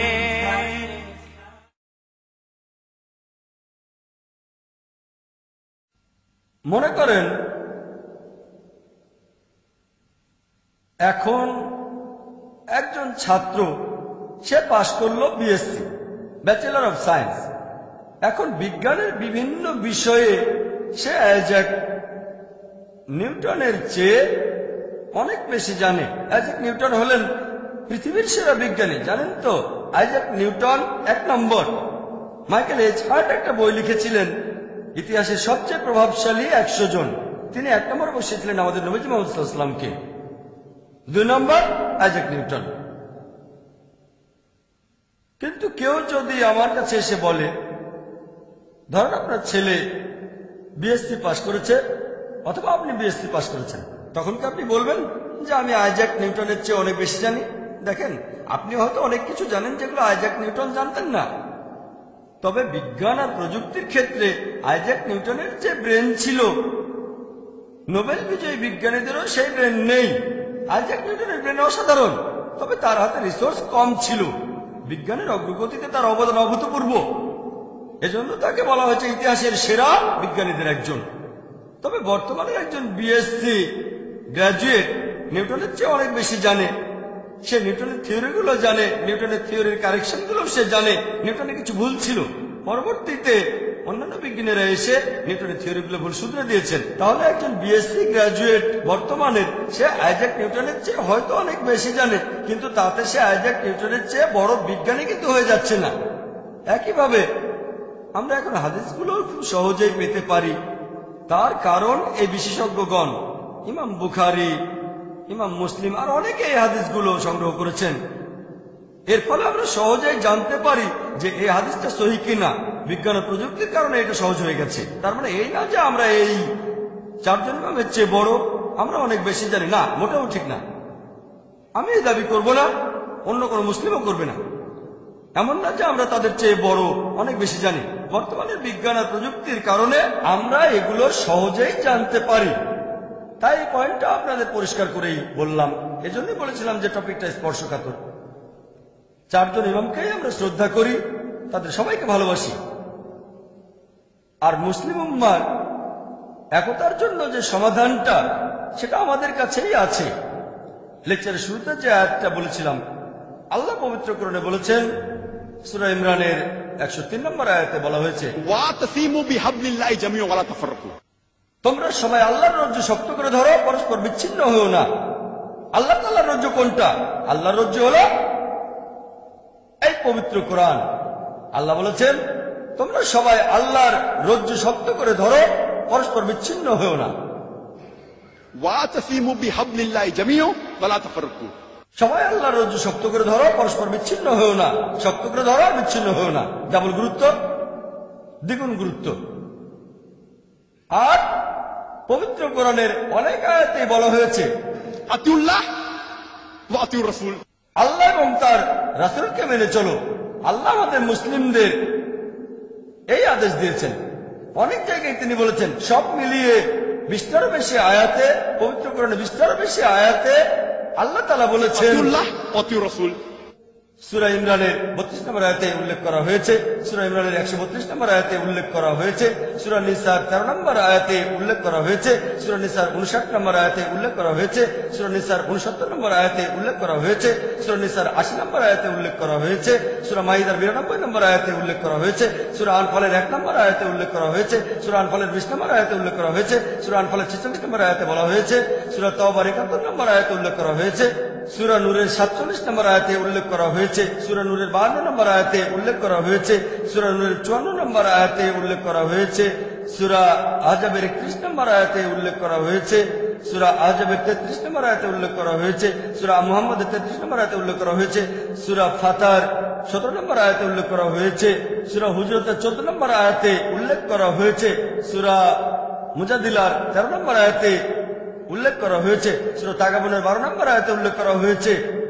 পবিত্র কোরআনে 20টারও বেশি আয়াতে আল্লাহ বলেছেন আতিউল্লাহ ওয়া আতিউর রাসূল, আল্লাহকে মানো এবং তার রাসূলকে মানো। তাহলে আল্লাহর রজ্জু এই পবিত্র কোরআন আর সহিহ হাদিস নবীজি মুহাম্মদ সাল্লাল্লাহু আলাইহি সাল্লাম। আল্লাহ তাআলা আমাদের বলেছেন তোমরা সবাই আল্লাহর রজ্জু শক্ত করে ধরো আর পরস্পর বিচ্ছিন্ন হও না। পবিত্র কোরআন এবং সহিহ হাদিস। আল্লাহ পবিত্র কোরআনে বলেছেন, সূরা আনামের 159 নম্বর আয়াতে উল্লেখ করা হয়েছে, আল্লাহ বলেছেন যে যারা দিন সম্পর্কে নানা মতে সৃষ্টি করেছে এবং বিভিন্ন দলে বিভক্ত হয়েছে তাদের কোনো দায়িত্ব তোমার নয়। নবীজিকে বলছেন তাদের কোনো দায়িত্ব তোমার নয়, তাদের বিষয় আল্লাহর এখতিয়ারভুক্ত। আল্লাহ তাদের কৃতকর্ম সম্পর্কে অবহিত করবেন আর আল্লাহ তাদের বলবেন যে সত্যিটা কি। আল্লাহ নবীজিকে বলছেন যারা ধর্মে নানা মতে সৃষ্টি করে আর বিভিন্ন দলে বিভক্ত হয়, হে নবী তাদের কোনো দায়িত্ব তোমার নয়, তাদের বিষয় আল্লাহর এখতিয়ারভুক্ত। আল্লাহ তাদের কৃতকর্ম সম্পর্কে অবহিত করবেন। তার মানে ইসলাম ধর্মে বিভিন্ন দল তৈরি করা হচ্ছে হারাম, এটা নিষিদ্ধ। আর পবিত্র কোরআনে এই কথাটা অনেকবার বলা হয়েছে। আল্লাহ পবিত্র কোরআনে বলেছেন, সূরা রুমের 31-32 নম্বর আয়াতে উল্লেখ করা হয়েছে, বলা হয়েছে মুশরিকদের অন্তর্ভুক্ত হয়েও না যারা আল্লাহ সুবহানাহু ওয়া তাআলার শরীক উপাসনা করে, আর তাদের মতো হয়েও না যারা দ্বীনে মতভেদ সৃষ্টি করে বিভিন্ন দলে বিভক্ত হয় আর প্রত্যেক দল উল্লাস করে তারা সত্যের পথে আছে। আল্লাহ পবিত্র কোরআনে সূরা রুমের 31 ও 32 নম্বর আয়াতে উল্লেখ করেছেন, তাদের মতো হয়েও না যারা আল্লাহর সাথে কাউকে শরীক করে, আর তাদের মতো হয়েও না যারা দ্বীনে মতভেদ সৃষ্টি করে বিভিন্ন দলে বিভক্ত হয় আর প্রত্যেকেই উল্লাস করে যে তারাই সঠিক সত্যের পথে আছে। আল্লাহ এই কথাটা আবারও বলেছেন সূরা মুমিনুনের 53 ও 54 নম্বর আয়াতে উল্লেখ করা হয়েছে যে তাদের মতো হয়েও না যারা দ্বীনে মতভেদ সৃষ্টি করে আর বিভিন্ন দলে বিভক্ত হয় এবং তারা প্রত্যেকেই উল্লাস করে যে একমাত্র আমরাই সত্যের পথে আছি। এছাড়া পবিত্র কোরআনে সূরা শুরার 13 ও 14 নম্বর আয়াতে উল্লেখ করা হয়েছে যে তোমরা দ্বীনকে প্রতিষ্ঠিত করো আর কোন রকম মতভেদ সৃষ্টি করো না। পবিত্র কোরআনে এরকম আরো অনেক আয়াতে বলা হয়েছে বিভিন্ন দলে বিভক্ত হয়েও না। তাহলে ইসলাম ধর্মে বিভিন্ন দল তৈরি করা এটা হারাম, এটা নিষিদ্ধ। 4টা রেফারেন্স দিলাম, এরকম আরো আছে। তবে যদি কোনো মুসলিমকে জিজ্ঞেস করি যে আপনি কি, আপনার ধর্মটা কি, কেউ বলবে আমি হানাফি, কেউ বলবে আমি শাফি, কেউ বলবে আমি হামলি, কেউ বলবে আমি মালিকি, কেউ বলবে আমি সালাফি, কেউ বলবে আমি আহলে হাদিস। আমাদের প্রিয় নবীজি কি ছিলেন? তিনি কি হানাফি ছিলেন, নাকি ছিলেন মালিকি, নাকি শাফি ছিলেন, অথবা ছিলেন হামলি, নাকি আহলে হাদিস, নাকি ছিলেন সালাফি? তিনি কি ছিলেন? আল্লাহ পবিত্র কোরআনে বলেছেন, সূরা ইমরানের 67 নম্বর আয়াতে উল্লেখ করা হয়েছে, ইব্রাহিম আলাইহিস সালাম ইহুদি অথবা খ্রিস্টান ছিলেন না, ছিলেন আত্মসমর্পণকারী, ছিলেন মুসলিম। পবিত্র কোরআনে সূরা ইমরানের 52 নম্বর আয়াতে উল্লেখ করা হয়েছে যে যীশু খ্রিস্টের অনুসারী যারা ছিল তারা সবাই বলল আমরা তো মুসলিম। আল্লাহ পবিত্র কোরআনে বলেছেন, সূরা হজের 78 নম্বর আয়াতে উল্লেখ করা হয়েছে, তোমরা জিহাদ করো আল্লাহ সুবহানাহু ওয়া তাআলার পথে, হে মুমিনগণ জিহাদ করো আল্লাহর পথে যেভাবে জিহাদ করা উচিত। তোমরা জিহাদ করো অধ্যবসায় এবং শৃঙ্খলার সাথে জিহাদ করে যাও। আল্লাহ তোমাদের মনোনীত করেছেন, তিনি দ্বীনের ব্যাপারে তোমাদের উপর কঠোরতা আরোপ করেননি। তিনি তোমাদের জন্য যে ধর্ম মনোনীত করেছেন, যে দিন মনোনীত করেছেন সেটা হচ্ছে ইব্রাহিমের দিন। তিনি তোমাদের নাম দিয়েছেন মুসলিম। আগের সব আসমানি কিতাবে এবং এই কিতাবেও আল্লাহ বলেছেন তিনি আমাদের মুসলিম বলে ডেকেছেন, আগেকার আসমানি কিতাবে আর এই কিতাবেও। সুতরাং যাকাত দাও, নামাজ আদায় করো। তাহলে আল্লাহ বলেছেন তিনি আমাদের নামকরণ করেছেন মুসলিম, এই আসমানি কিতাবে আর আগের কিতাবে। তাহলে আল্লাহ আমাদের যে লেভেল দিয়েছেন সেটা হলো মুসলিম। এছাড়াও আপনারা কোরআনের আরো অনেক আয়াতে দেখবেন আল্লাহ আমাদেরকে সম্বোধন করেছেন মুসলিম বলে। পবিত্র কোরআনের সূরা ফুসিলাতে 33 নম্বর আয়াতে উল্লেখ করা হয়েছে, ওয়ামান আহসানু ক্বালাম মিম্মান দাআ ইলাল্লাহি ওয়া আমিলা সলিহান ক্বালা ইন্নানি মিনাল মুসলিমিন। কথায় সেই ব্যক্তি অপেক্ষা কে উত্তম যে আল্লাহর পথে মানুষকে আহ্বান করে, সৎ কাজ করে এবং বলে আমি তো মুসলিম, আমি আল্লাহর কাছে আত্মসমর্পণকারী। আল্লাহ বলেননি যে আমরা হানাফি বা শাফি বা হামলি বা মালিকি বা সালাফি বা আহলে হাদিস। আল্লাহ আমাদের বলেছেন ইন্নানি মিনাল মুসলিমিন, বলো আমি একজন মুসলিম। আল্লাহ কথা আবার বলেছেন সূরা জুমারের 12 নম্বর আয়াতে উল্লেখ করা হয়েছে, বলো আমি সেই প্রথম কয়েকজনের মধ্যে একজন যারা মুসলিম, যারা আল্লাহর কাছে আত্মসমর্পণ করে। আল্লাহ বলছেন বলো তুমি সেই প্রথম কয়েকজন মুসলিমের ভেতরে একজন। আমার লেকচারের শুরুতে দাওয়ার মাস্টারকে এটা নিয়ে বলেছিলাম, একেবারে শুরুতে না, একটু পরে লেকচার শুরুর আগে। দাওয়ার মাস্টার কি হচ্ছে সূরা ইমরানের 64 নম্বর আয়াত, যেখানে উল্লেখ করা হয়েছে কুল ইয়া আহলাল কিতাব, বলো হে কিতাবীগণ, তাআলাউ ইলা কালিমাতিন সাওয়াইন বাইনানা ওয়া বাইনাকুম, এসো সেই কথায় যা আমাদের ও তোমাদের মধ্যে এক। প্রথম সাদৃশ্য কি? আল্লাহ না'বুদা ইল্লাল্লাহ, আমরা আল্লাহ ছাড়া কারো ইবাদত করি না, ওয়ালা নুশরিকা বিহি শাইয়্যান, আল্লাহর সাথে কাউকে শরীক করি না, ওয়ালা ইয়াত্তাখিযা বা'দুনা বা'দান আরবাবান মিন দুনিল্লাহ, আমরা আল্লাহ ব্যতীত আমাদের মধ্য থেকে কাউকে ঈশ্বর বলে গ্রহণ করি না। ফাইন তাওয়াল্লাউ, যদি তারা মুখ ফিরিয়ে নেয়, ফাকুলু শাদু, বলো তোমরা সাক্ষী থাকো বিআন্না মুসলিমুন, যে আমরা মুসলিম, আল্লাহর কাছে আত্মসমর্পণ করি। যখন আমরা অমুসলিমদের সাথে কথা বলি, কোন সমস্যা হলে ফাকুলু শাদু, তোমরা সাক্ষী থাকো যে আমরা মুসলিম, আল্লাহ তাআলার কাছে নিজের ইচ্ছাকে সমর্পণ করি। এরপর পবিত্র কোরআনে সূরা হজের 78 নম্বর আয়াতে উল্লেখ করা হয়েছে যে আল্লাহ আমাদের নামকরণ করেছেন মুসলিম। সব মিলিয়ে পবিত্র কোরআনের 7টি আয়াতে বলেছেন আল্লাহ তাআলা নিজেদের মুসলিম বলো, কুল কুল কুল, বলো তোমরা মুসলিম, বলো তোমরা মুসলিম। পবিত্র কোরআনের সূরা ফুসিলাতে 33 নম্বর আয়াতে উল্লেখ করা হয়েছে। এরপর সূরা জুমারের 12 নম্বর আয়াতে উল্লেখ করা হয়েছে, সূরা ইমরানের 64 নম্বর আয়াতে উল্লেখ করা হয়েছে, সূরা বাকারার 136 নম্বর আয়াতে উল্লেখ করা হয়েছে, এরপর সূরা আম্বিয়ার 108 নম্বর আয়াতে উল্লেখ করা হয়েছে, সূরা কাসাসের 53 নম্বর আয়াতে উল্লেখ করা হয়েছে, সূরা আনকাবুতের 46 নম্বর আয়াতে উল্লেখ করা হয়েছে। পবিত্র কোরআনের 7টি জায়গায় আল্লাহ বলেছেন কুল, বলো যে তোমরা মুসলিম, তোমরা বলো যে তোমরা মুসলিম। তাহলে মতভেদ আসছে কোথা থেকে? তারা 4 জনে বিখ্যাত ইমাম, ইমাম আবু হানিফা, ইমাম মালিক, ইমাম শাফি, ইমাম আহমদ ইবনে হাম্বল। আমরা তাদের ভালোবাসি, সবাইকে শ্রদ্ধা করি, সবাইকে সম্মান করি, তারা বিখ্যাত বিশেষজ্ঞ। কিন্তু আমরা যদি এই ইমামদের জীবন কাহিনী পড়ি, তাহলে তাদের কথাগুলো আমরা বুঝতে পারবো সত্যিকার ভাবে। যদি ইমাম শাফির জীবন কাহিনী পড়েন, ইমাম আবু হানিফার জীবন কাহিনী পড়েন, তিনি আগে এসেছেন। তিনি জন্মেছিলেন 701 খ্রিস্টাব্দে সি খ্রিস্টিয়ান এরা, আর মারা গেছেন 767 খ্রিস্টাব্দে সি হিজরি 150 হিজরি সালে। তিনি বলেছেন, আবু ইউসুফের বর্ণনা অনুযায়ী আবু হানিফার একজন ছাত্র, ইমাম আবু হানিফা বলেছেন যে হে ইয়াকুব, হে ইয়াকুব, তারা অভিশপ্ত হোক যারা আমার মতামতগুলো লিখে রাখে, কারণ আমি হয়তো আজকে কিছু বললাম, কালকেই সেটা বাদ দিতে পারি। হয়তো আগামীকাল একটা মতবাদ দেব, পরের দিনই সেটা বাতিল করব। ইমাম আবু হানিফা বলেছেন, হে ইয়াকুব, তারা অভিশপ্ত হোক যারা আমার মতবাদগুলো লিখে রাখে, কারণ আজকে হয়তো একটা মতামত দেব, কালই সেটা বাদ দিয়ে দেব। হয়তো আগামীকাল একটা মতবাদ দেব, পরের দিনই বাতিল করে দেব। তাহলে আবু হানিফা, আল্লাহ তাকে শান্তিতে রাখুন, রহমতুল্লাহ আলাইহি, তিনি তার মতামত লিখে রাখাকে উৎসাহিত করেননি। যদি না সেটার ব্যাপারে সবাই একমত হয়, সব বিশেষজ্ঞ আর ছাত্ররা যদি একমত হয়, সেক্ষেত্রে অনুমতি দিয়েছেন। এটা বাদে তার মতামত লিখে রাখা তিনি পছন্দ করতেন না।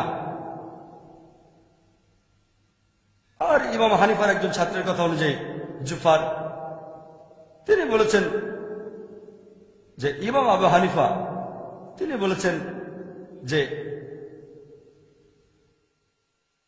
আমাদের সাবধান থাকতে হবে, আমাদের মতামত, আমরা তো মানুষ, সেজন্য ভুল হয়ে যেতে পারে। আমি আজকে যে মতটা দিয়েছি, আবু হানিফা বলেছেন, বর্ণনা দিয়েছেন আবু হানিফার একজন ছাত্র জুফার, যে আমি লোকজনকে নিষেধ করি কোনো প্রমাণ ছাড়া মতামতটা প্রচার করতে যে মতামতটা আমি দিয়েছি, আবু হানিফা বলেছেন যে আমি লোকজনকে নিষেধ করি কোন রকম প্রমাণ ছাড়া তারা যেন আমার মতামতগুলো প্রচার না করে। কোনো প্রমাণ ছাড়া আমার মতামতগুলো প্রচার করো না, আমার ফতোয়াগুলো অন্যদের কাছে প্রচার করো না। তার মানে যদি আপনি কোনো প্রমাণ না পান তাহলে ইমাম আবু হানিফার মতামতগুলো প্রচার করবেন না। তিনি লোকজনকে নিষেধ করেছেন যদি তারা কোনো প্রমাণ না পায় তাহলে ইমাম আবু হানিফার মতামতগুলো যেন প্রচার না করে, এটা বলেছেন ছাত্র জুফার। এরপর আরো দেখবেন যে ইমাম ইবনে আব্দুল বার্ক তিনি লিখেছেন, তিনিও একজন শ্রদ্ধেয় ইমাম। তিনি বলেছেন যে ইমাম আবু হানিফা বলেছেন যে সহিহ হাদিসই আমার মাযহাব। যদি তোমরা সহিহ হাদিস খুঁজে পাও সেটাই আমার মাযহাব, যদি তোমরা একটা সহিহ হাদিস পাও সেটাই আমার জীবন দর্শন, সেটাই আমার মাযহাব। আর আবু হানিফা রাদিয়াল্লাহু আনহুর এক ছাত্র মুহাম্মদের কথা অনুযায়ী বলেছেন, আবু হানিফা বলেছেন যে ইমাম আবু হানিফা বলেছেন যদি আমার কোনো একটা ফতোয়া, আমার কোনো একটা মতামত আল্লাহর কিতাবের বিরুদ্ধে যায় এবং তার রাসূলের কথার বিরুদ্ধে যায়, আমার সে মতামত বাতিল করে দাও। তার মানে যদি ইমাম আবু হানিফার এমন কোন ফতোয়া পান যেটা আল্লাহ এবং রাসূলের বিরুদ্ধে যায়, কোরআন হাদিসের বিরুদ্ধে যায়, সেই ফতোয়া বাতিল করে দেন। আর লোকজন যখন জিজ্ঞেস করে আমার ওযু কি ভাঙবে যদি দুর্ঘটনাবশত কোনো মহিলাকে স্পর্শ করি, অথবা কেউ যদি জিজ্ঞেস করে যে সূরা ফাতিহা শেষ হলে আমরা শব্দ করে আমিন বলবো না কি বলবো না, তখন আমি বলি যে আমি সূরা ফাতিহা শেষ হলে শব্দ করে আমিন বলি। ধরেন ইমাম জামাতে পড়াচ্ছেন ফজরের নামাজ অথবা মাগরিব বা ইশার নামাজ, ইমাম যখন বললেন আমি শব্দ করে বলি আমিন। আর এই কারণেই আমি একজন পাক্কা হানাফি। আবু হানিফা বলেছেন যদি দেখো আমার কোনো মতামত, আমার কোনো ফতোয়া আল্লাহর কিতাব এবং রাসূলের বিরুদ্ধে যাচ্ছে, আমার ফতোয়া বাতিল করে দাও। তাই আমি ইমাম হানিফার ফতোয়া বাতিল করছি যে শব্দ করে আমিন বলো না, আর আমি সূরা ফাতিহা শেষ হলে জোরে করে আমিন বলছি। এই কারণেই আমি একজন পাক্কা হানাফি। হানাফি শব্দের অর্থ যে ইমাম আবু হানিফার শিক্ষাকে অনুসরণ করে। তাই আমি বলবো আমি একজন পাক্কা হানাফি 100%। অন্যান্য হানাফিরা হয়তো 60 বা 70%। সহিহ হাদিস আমার মাযহাব। আর ইবনে ওয়াহাবের কথা অনুযায়ী তিনি বলেছেন একদিন কিছু লোক ইমাম মালিককে জিজ্ঞেস করলো যে ওযু করার সময় আমাদেরকে কি পায়ের আঙ্গুলের ভেতরেও খুব ভালো করে পরিষ্কার করতে হবে? ইমাম মালিক বললেন নবীজি এটা করতেন না, করার প্রয়োজন নেই। এরপর যখন সবাই চলে গেল ইবনে ওয়াহাব ইমাম মালিককে বললেন, একটা হাদিসের উদ্ধৃতি দিলেন, সেই হাদিসটার বর্ণনা দিলেন। এখানে সম্পর্কে বলা হয়েছে যে আমাদের নবীজি ওযুর সময় তার পায়ের আঙ্গুলের ভেতরেও পরিষ্কার করতেন। ইমাম মালিক বললেন ঠিক, এটা তো ভালো হাদিস, সহিহ হাদিস। পরবর্তীতে যদি কেউ ইমাম মালিককে প্রশ্ন করত যে ওযু করার সময় কি আমরা পায়ের আঙ্গুলের ভেতরে পরিষ্কার করব, তিনি বলতেন হ্যাঁ, মতামতটা বদলে ফেললেন। তাহলে সহিহ হাদিসে যা বলা হয়েছে তার মতামতটা সেই অনুযায়ী হবে। আর ইমাম মালিক, আল্লাহ তাকে শান্তিতে রাখুন, তিনি বলেছেন যে আমি তো একজন মানুষ, আমার ভুল হতে পারে, মাঝে মধ্যে আমার কথা সঠিক, আমার মতামতটা ভুল হতে পারে আর মাঝে মধ্যে আমি সঠিক। তবে আমার কোনো মতামত যদি আল্লাহ এবং তার রাসূলের বিরুদ্ধে যায়, আমার মতামত বাতিল করে দাও। একই কথা যদি ইমাম মালিকের কোনো মতামত, ইমাম মালিক রাদিয়াল্লাহু আনহু নিজেই বলেছেন, আল্লাহ তাকে শান্তিতে রাখুন, যদি দেখো আমার কোনো মতামত, আমার কোনো ফতোয়া আল্লাহ এবং রাসূলের বিরুদ্ধে যাচ্ছে, আমার ফতোয়া বাতিল করে দাও, সেটাকে বাতিল করে দাও। তাহলে মালিকিরা যখন নামাজ আদায় করে তারা হাত দুটো ঝুলিয়ে রাখে।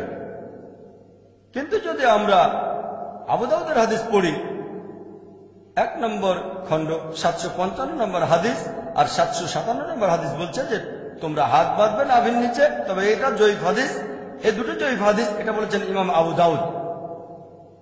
আবু দাউদ 1 নম্বর খণ্ড 756 নম্বর হাদিস বলছে তোমরা নাভির উপরে হাত বাঁধো, এটার ভিত্তি জয়ীফ হাদিসটা চেয়ে বেশ শক্ত। কিন্তু পরের হাদিসটা আবু দাউদ 1 নম্বর খণ্ড 758 নম্বর হাদিস বলা হয়েছে যে নামাজ আদায় করার সময় তোমরা হাত বাঁধবে তোমাদের বুকের উপর। বলা হয়েছে এটা আরো শক্ত হাদিস, যদিও এটা মুরসাল হাদিস।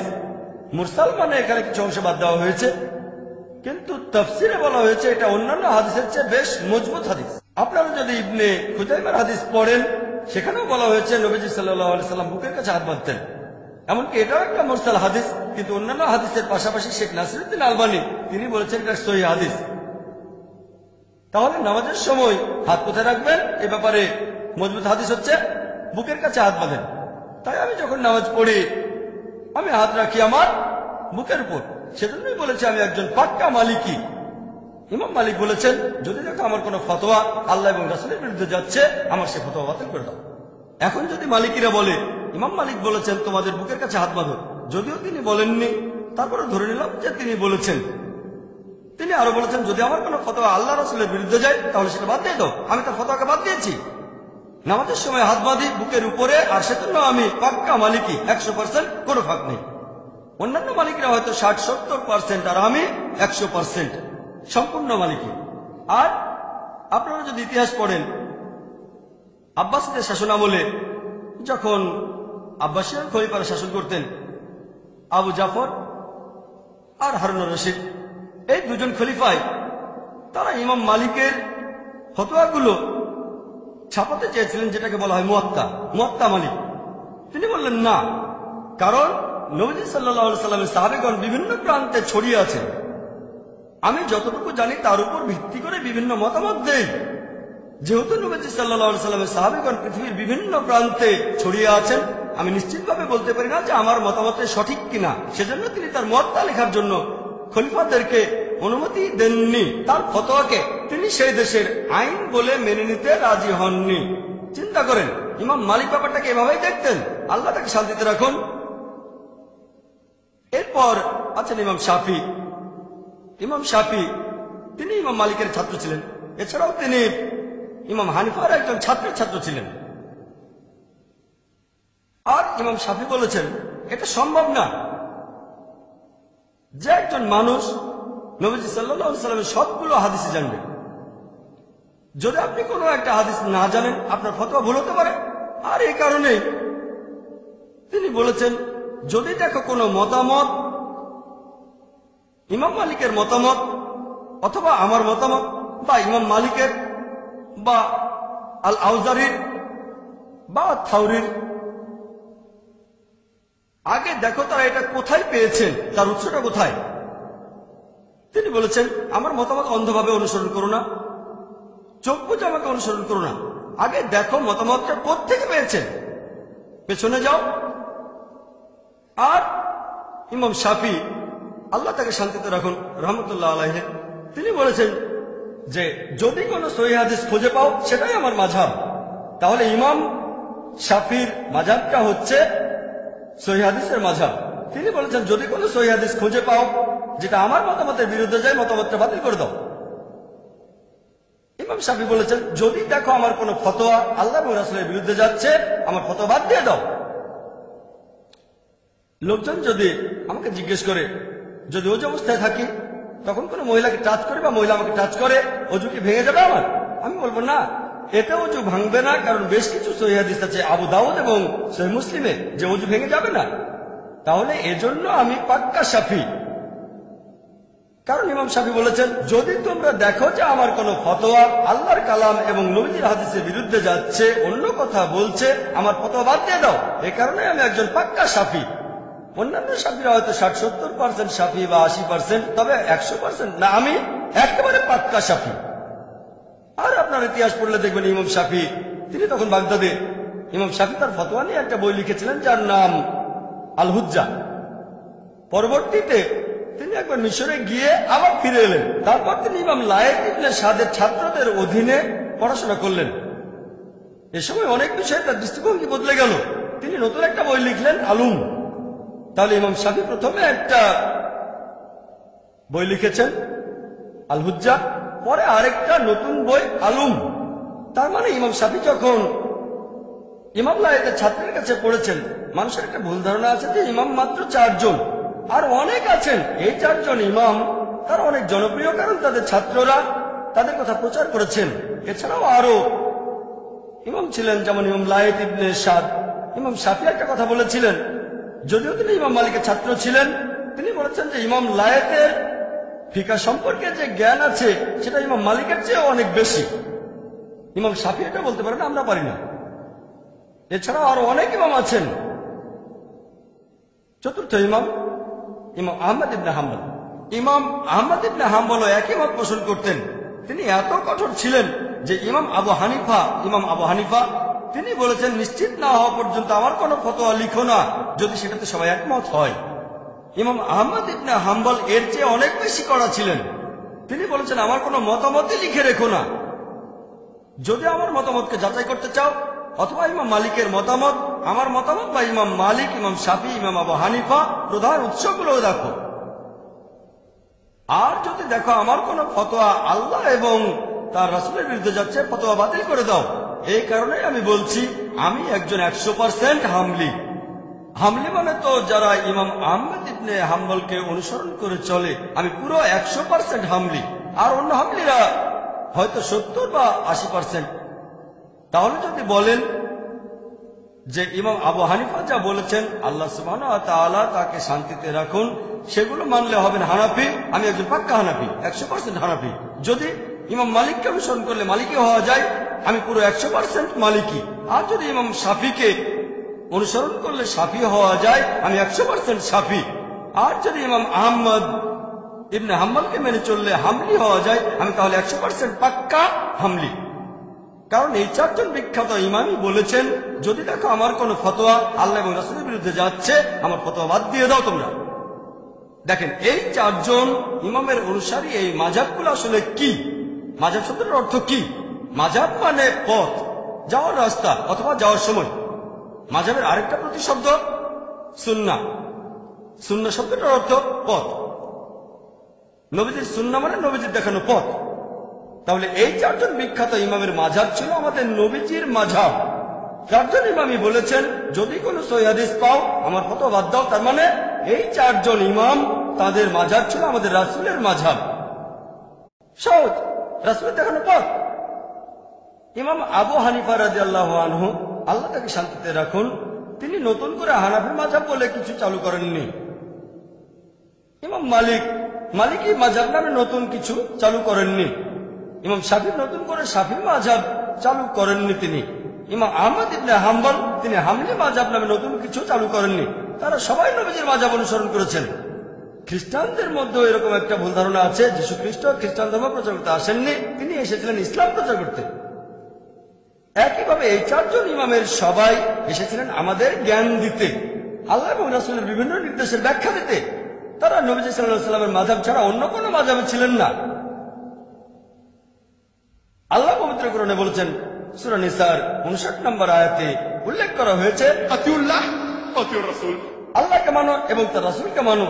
এবং যারা তোমাদের মধ্যে ক্ষমতার অধিকারী, যারা বিভিন্ন ক্ষমতার অধিকারী এবং জ্ঞানের অধিকারী, আপনারা মানবেন আল্লাহ এবং তার রাসূলকে। এরপরে আল্লাহ বলেছেন, তোমাদের মধ্যে যারা ক্ষমতার অধিকারী, যারা জ্ঞানের অধিকারী। তবে আয়াতটা এখানে শেষ হয়ে যায়নি। এখানে আরো বলা হয়েছে, যদি তাদের মতভেদ থাকে আল্লাহ এবং রাসূলের কাছে ফিরে যাও। তাহলে যাদের জ্ঞান আছে, ইমাম শাফি, ইমাম আহমদ ইবনে হাম্বল, ইমাম মালিক, ইমাম আবু হানিফা, আল্লাহ তাদের শান্তিতে রাখুন সবাইকে, তাদের মতভেদ থাকলে আল্লাহ এবং রাসূলের কাছে ফিরে যাবেন। চারজন ইমাম একই কথা বলেছেন, যদি আমার ফতোয়া আল্লাহ এবং রাসূলের বিরুদ্ধে যায়, আমার ফতোয়া বাদ দাও। আল্লাহ একই কথা বলেছেন, আল্লাহ এবং রাসূলকে মানো। এবং যারা ক্ষমতার অধিকারী, যারা জ্ঞানের অধিকারী, তাদের মতভেদ থাকলে আল্লাহ এবং রাসূলের কাছে ফিরে যাও। যদি আল্লাহ এবং শেষ বিচারের দিনে বিশ্বাস রাখো, কারণ এটাই হলো উত্তম এবং পরিণামে প্রকৃষ্টতর। কোন রকম মতভেদ থাকলে আমরা কি করব? আল্লাহ এবং রাসূলের কাছে ফিরে যাব। ব্যাপারটা খুব সহজ। তবে কিছু মুসলিম আছে যারা আমাকে প্রশ্ন করতে পারে, ভাই জাকির, ভালো, যেসব লোকের কোরআন এবং হাদিসের যথেষ্ট জ্ঞান আছে, তাদের জন্য এটা সহজ যে কোনটা ভুল আর কোনটা ঠিক, কোনটা সহিহ হাদিস আর কোনটা জয়ীফ হাদিস। এখন আমরা কিভাবে সাধারণ মুসলিম হিসেবে, কমন মুসলিমরা বুঝতে পারবো যে কোনটা ঠিক আর কোনটা ভুল? প্রশ্নটা খুবই সুন্দর। আমি তাদের বলি, তারা বলে এই জন্য আমরা তাকলিদ করি। তখন তাদের বলি এই তাকলিদ শব্দটার অর্থ কি? তাকলিদ মানে দেখেন, কোন ইমামের কথাগুলো অনুসরণ করলে সেটাকে তাকলিদ বলা হয় না, হবেন মুকাল্লিদ। যদি আপনি প্রমাণ করে দেখান আপনার ইমাম ভুল করেছেন, তারপর সেটা শুধরে দিলেন, তখনও আপনি থাকবেন মুকাল্লিদ। যেমন ধরেন, যদি আপনার মায়ের হার্টে কোনো সমস্যা থাকে, ঠিক হার্টে সমস্যা আছে, তাহলে ডাক্তার লাগবে। এখন কার কাছে যাবেন? ডাক্তার কাছে তো যাবেন না, যাবেন একজন হার্ট স্পেশালিস্টের কাছে। আপনি ভেবে দেখবেন এমবিবিএস, না না না না, এমডি, হ্যাঁ এমডি। এমডি কিসের উপরে? ব্রেনের উপর? না না না না, হার্ট। ঠিক আছে, তাহলে ডাক্তারের কাছে যাওয়ার আগে রিসার্চ করবেন আপনি। আপনি সেই ডাক্তারের ডিগ্রিটা দেখবেন, এমবিবিএস, না না না, এমডি, হ্যাঁ কিসের উপরে এমডি? গাইনোকোলজি, না না না, কিডনি, না না না, ব্রেন, না না না, কার্ডিওলজি, হ্যাঁ ঠিক আছে, ডিএম, আরো উপরে এমডি অব মেডিসিন, তার চেয়ে বড় ডাক্তার হচ্ছে ডিএম। আগে রিসার্চ করে তারপরে ডাক্তারের কাছে যান। যে কোনো ডাক্তারকে তো দেখাবেন না। যদি রাস্তায় কেউ বলে আপনার মায়ের হার্টের সমস্যা, একটা কাজ করেন, আপনি কি সেটা করবেন? তার কথা শুনবেন না, আপনি রিসার্চ করবেন। একইভাবে তৃতীয় ক্যাটাগরি, আল্লাহ এবং তার রাসূলকে মানো। তৃতীয় ক্যাটাগরি হলো তোমাদের মধ্যে যাদের জ্ঞান আছে অথবা যারা হলো ক্ষমতার অধিকারী। আপনি রিসার্চ করবেন। একজন বিশেষজ্ঞ কোনো মত দিলে সেটা ঠিক হতে পারে, ভুলও হতে পারে, আপনি সব চেক করতে পারবেন না। ধরেন 10 জন বিশেষজ্ঞের মত শুনলেন, আপনি বললেন যে প্রথম বিশেষজ্ঞ প্রায় 30-40টা রেফারেন্স দিয়েছেন, আমি 20টা চেক করে দেখেছি, 20টাই কোরআন এবং সহিহ হাদিসে, তাহলে 21 নম্বরটা চেক করতে হবে না। এরপর তৃতীয় বিশেষজ্ঞকে দেখলেন, তারটা হলো মিক্সচার, কিছু আছে সহিহ হাদিস আর কিছু জয়ীফ হাদিস। তৃতীয় বিশেষজ্ঞ, তার বলা বেশিরভাগ কথাই হচ্ছে ভিত্তিহীন, সেখানে কোনো সহিহ হাদিস নেই। বুখারী, সহিহ বুখারী খোলেন, 7000-এরও বেশি হাদিস আছে, একটা সাথেও মিলে না। তাহলে অনেক বিশেষজ্ঞ আছেন, আপনি চেক করে দেখবেন। এখন আপনি চেক করে তারপর বুঝতে পারলেন যে হ্যাঁ প্রথম বিশেষজ্ঞ, হ্যাঁ কথা বলার সময় তিনি রেফারেন্স দেন, সব রেফারেন্স গুলো চেক করি কোরআন হাদিস দিয়ে। তারপর কি হবে? তাদের কোনো প্রশ্ন করলেন, 3 জন বিশেষজ্ঞ মতামত দিলেন, আপনি অটোমেটিক্যালি মানবেন প্রথম জনের কথা, কারণ এর আগে তার 20টা রেফারেন্স চেক করেছেন, সবগুলোই ঠিক ছিল। তাহলে ইনশাআল্লাহ 21 নম্বর রেফারেন্সটাও ঠিক হবে। প্রত্যেক মুসলিম বিশেষজ্ঞের বলা সবকিছু চেক করতে পারবেন না। আপনি এখানে আগে রিসার্চ করে নেবেন। প্রথম যে বিশেষজ্ঞ, হ্যাঁ তিনি কোরআন হাদিস নিয়ে কথা বলেন, ধরেন মোট 4 জন বিশেষজ্ঞ, ইনি হলেন প্রথম বিশেষজ্ঞ। এরপর দ্বিতীয় বিশেষজ্ঞ যা বলেছেন তার কিছু সঠিক কিছু বেঠিক। এরপর তৃতীয় যে বিশেষজ্ঞ, বেশিরভাগই ভুল। তাহলে আপনি রিসার্চ করে বোঝার চেষ্টা করবেন যে কেমন বিশেষজ্ঞ। তারপর যদি রিসার্চ না করে প্রথম বিশেষজ্ঞকে মেনে চলেন, কোনো সমস্যা নেই। তবে ধরেন আপনি প্রথম বিশেষজ্ঞের কথা মানেন, তার উপরে রিসার্চ করেছেন, আরেকজন বিশেষজ্ঞ বললেন প্রথমজন যা বলেছেন সেটা ভুল, আমি প্রমাণ করে দেখাতে পারি কোরআন এবং হাদিস দিয়ে। প্রমাণটা চেক করেন, যদি প্রমাণ ভুল হয় তাকে বাতিল করেন, প্রথমজনকে মেনে চলেন। কিন্তু সেই প্রমাণটা সেই বিশেষজ্ঞ যেটা দেখিয়েছেন যে কোরআন আর হাদিসের কথা প্রথম বিশেষজ্ঞের কথার বিরুদ্ধে যাচ্ছে, তাহলে প্রথম বিশেষজ্ঞের কথা বাতিল করে দেন। এখানে আরেকটা উদাহরণ দেই।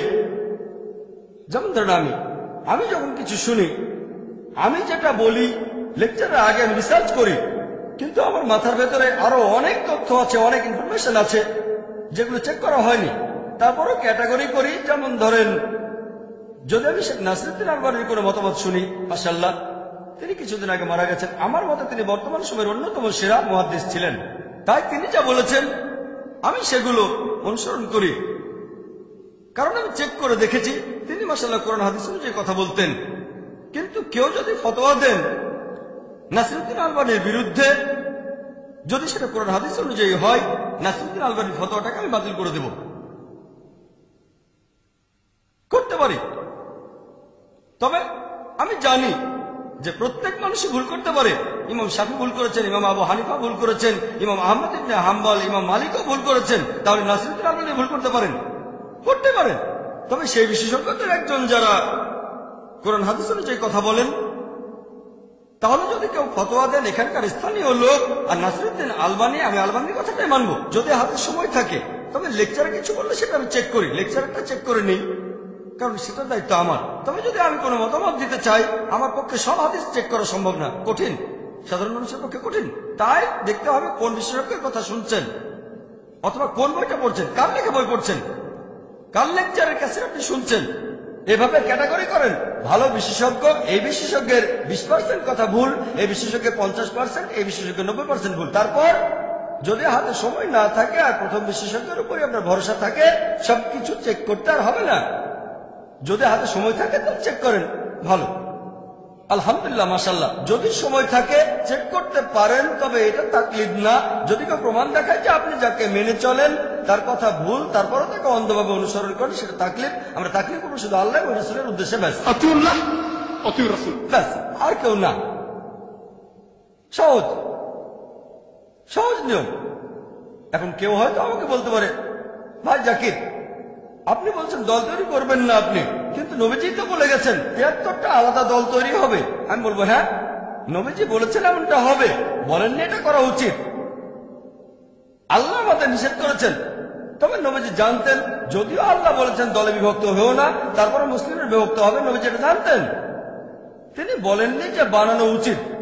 আর আপনারা যদি সহিহ হাদিস পড়েন, আবু দাউদ 4579 এবং 4580 নম্বর হাদিস বলা হয়েছে যে নবী মুহাম্মদ সাল্লাল্লাহু আলাইহি ওয়াসাল্লাম বলেছেন যে ইহুদিরা 71 বা 72টা দলে বিভক্ত, খ্রিস্টানরা 70 বা 71টা দলে বিভক্ত, আর মুসলিমরা 73টা দলে বিভক্ত হবে। এরপর তিরমিজিতে আছে 131 নম্বর হাদিস, এছাড়াও তিরমিজির 2643 নম্বর হাদিস।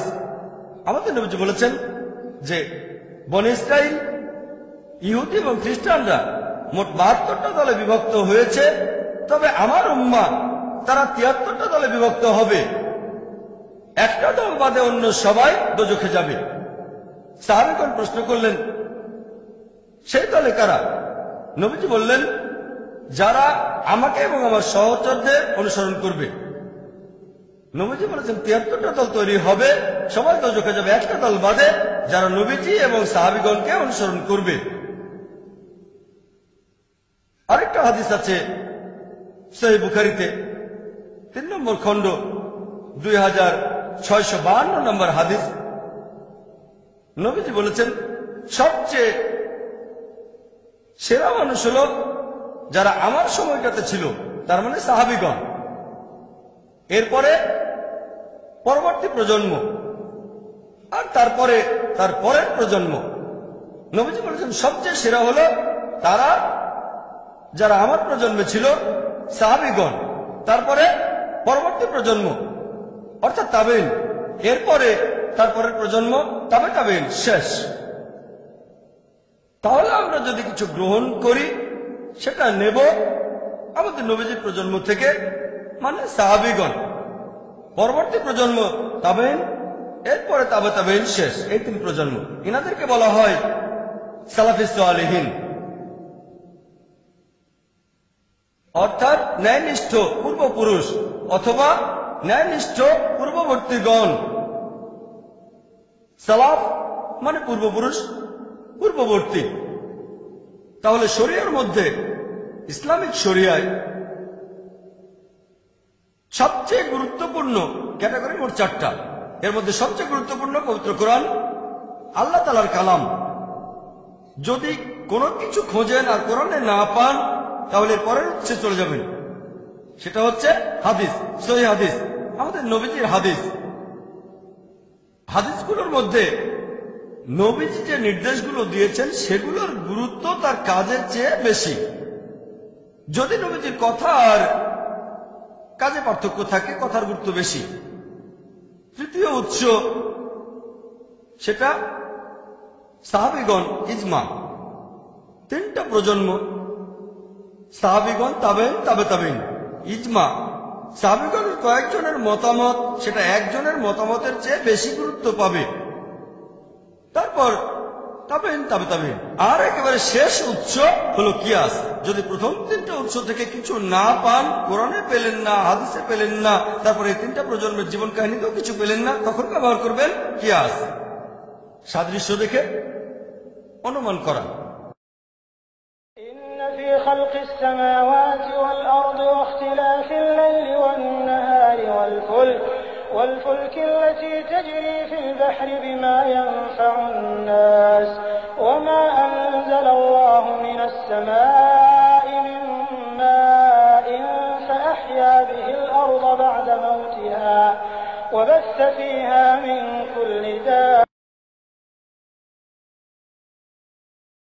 About every move you make, it's time to share and to declare the hope in my heart won't break.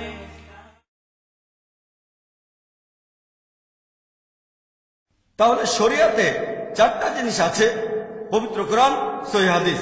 কোন সহিহ হাদিস কোরআনের বিরুদ্ধে যাবে না, কোরআন এক নম্বর, তারপর সহিহ হাদিস।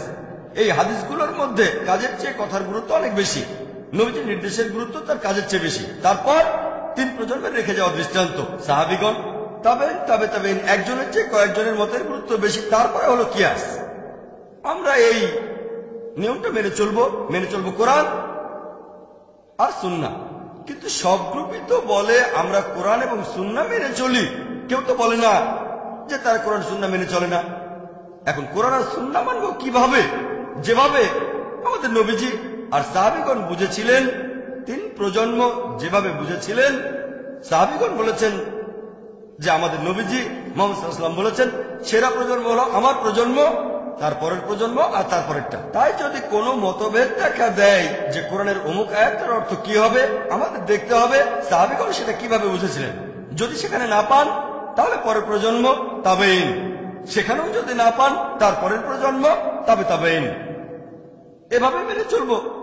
পবিত্র কোরআনের অনেক আয়াতেই বলা হয়েছে, যেমন মাসা, এর দুটো অর্থ সহবাস করা, শারীরিক স্পর্শ। তারপর সহিহ হাদিস দেখলে জানতে পারবেন যে এটা সহবাস করা, শারীরিক স্পর্শ না। সহজ। একইভাবে পবিত্র কোরআনের কোন আয়াত নিয়ে যদি কোন রকম মতভেদ থাকে তাহলে আমরা সেটার ব্যাখ্যা খুঁজব। যদি কোরআনের অন্য কোনো আয়াতে উল্লেখ থাকে কোরআনের শ্রেষ্ঠ, যদি না থাকে তাহলে নবীজির হাদিস খুঁজে দেখবেন। যদি সেখানে না পান তাহলে দৃষ্টান্ত দেখবেন সাহাবীগণ, তাবেইন আর তাবে তাবেইন। শেষ। তাহলে প্রমাণের জন্য হুজ্জা আর কোরআনকে বোঝার জন্য, হাদিস বোঝার জন্য আমাদের সামনে পথ দেখাবেন আল্লাহ এবং তার রাসূল, তারপর সালাফিস সালেহিন। আমরা এইভাবে মেনে চলব। এছাড়াও পবিত্র কোরআনের অনেক আয়াতের দুটো অর্থ হতে পারে। যেমন পবিত্র কোরআন সূরা বাকারায় আছে, আল্লাহর পথে যারা নিহত হয় তাদের মৃত বলো না, বরং তারা জীবিত। অনেকে বলবে তাহলে তো তারা বেঁচে আছে, তাদের সাথে কথা বলতে পারবো। এখন এই শহীদরা যদি জীবিত হয় তাহলে আমাদের নবীজি বেঁচে আছেন। খুব সুন্দর যুক্তি। কিন্তু সাহাবীগণ এটা কিভাবে বুঝেছিলেন? তারা কি ধরে নিয়েছিলেন যে নবীজি বেঁচে আছেন? তারাই কবর দিয়েছেন। তারা নবীজির জানাজার নামাজও পড়েছেন। যুদ্ধের ময়দানে যখন মুসলিমরা শহীদ হয়েছেন, সাহাবীগণ তাদের জানাজার নামাজও পড়েছেন। জীবিত কারো জানাজার নামাজ কি পড়া যায়? না। এখানে কোরআনের আয়াতটা বলছে শত্রুরা যখন উল্লাস করে বলে তোমাদের লোকদের মেরেছি, তবে তাদের সাথে পরকালে দেখা হবে, তারাই সবচেয়ে লাভবান। এখানে শারীরিক বেঁচে থাকার কথা বলা হচ্ছে। যদি শারীরিকভাবে জীবিত থাকতেন সাহাবীগণ কবর দেবেন কেন? তাহলে পবিত্র কোরআনের কোন আয়াত নিয়ে যদি মতভেদ দেখা দেয় তাহলে ব্যাখ্যা খুঁজবেন কোরআন, হাদিস আর সাহাবীগণের বিভিন্ন দৃষ্টান্তে, সেখানে উত্তরটা পাবেন। খুবই সহজ, কঠিন না। বিশেষজ্ঞ হতে হবে না, আপনাকে সামান্য একটু রিসার্চ করতে হবে, সামান্য, বেশি না। এখন আরেক দল লোক আছে, যখন তাদের বলি যে আপনি কোন দলে, আপনার পরিচয় কি, তারা বলে আমি আহলে হাদিস। আমি বলি আহলে হাদিসের অর্থটা কি? তারা বলে আমরা হলাম কোরআন আর সুন্নাহর অনুসারী, কোরআন এবং হাদিস। আমি বললাম ভালো, যুক্তি আছে। আমি তাদের বলি ঠিক আছে, আপনি নিজেকে আহলে হাদিস বলছেন, কিন্তু আমি আমাকে বলি আহলে সহিহ হাদিস, কারণ আমি মানি শুধু কোরআন আর সহিহ হাদিস। অনেক মুসলিম মেনে চলে জয়ীফ হাদিস, আর মওদু হাদিস, আমি আহলে সহিহ হাদিস। যদি এরকম নাম ডাকতে চান, দেখেন অনেক হাদিসে আছে যেগুলো জয়ীফ হাদিস আর মওদু হাদিস, নাবির নিচে হাত বাঁধা এরকম। এখন তারা বলে আহলে হাদিস, আমি বলি আহলে সহিহ হাদিস। যদি এরকম নামে ডাকতে চান, আমি তাদেরকে বলি, ভাই আপনারা আহলে হাদিস মানে কোরআন আর হাদিস পুরোপুরি মেনে চলেন, খুব ভালো কথা। আমি তাদের প্রশ্ন করি, পবিত্র কোরআনের কোন জায়গায় কোন আয়াতে আল্লাহ তাআলা বলেছেন নিজেদের আহলে হাদিস বলে ডাকো? কোন উত্তর দেয় না। এরকম কোন সহিহ হাদিস কি আছে যেখানে নবীজি বলেছেন নিজেদের আহলে হাদিস বলে ডাকো? উত্তর নেই। সেজন্য আমি নিজেকে আহলে হাদিস বলে ডাকি না, আমি নিজেকে বলি মুসলিম। সেজন্য আমি পাক্কা আহলে হাদিস। আপনারা হলেন আংশিক 90-95% অথবা 98%। আমি পুরোপুরি আহলে হাদিস, আহলে সহিহ হাদিস। আপনারা কি বলেন? আপনি যদি কোরআন এবং হাদিস মেনে চলেন, কোরআনের কোন আয়াতে আল্লাহ তাআলা কি বলেছেন আহলে হাদিস বলে ডাকো? কোন সহিহ হাদিসও বলছে না যে নবীজি বলেছেন নিজেদের আহলে হাদিস বলো।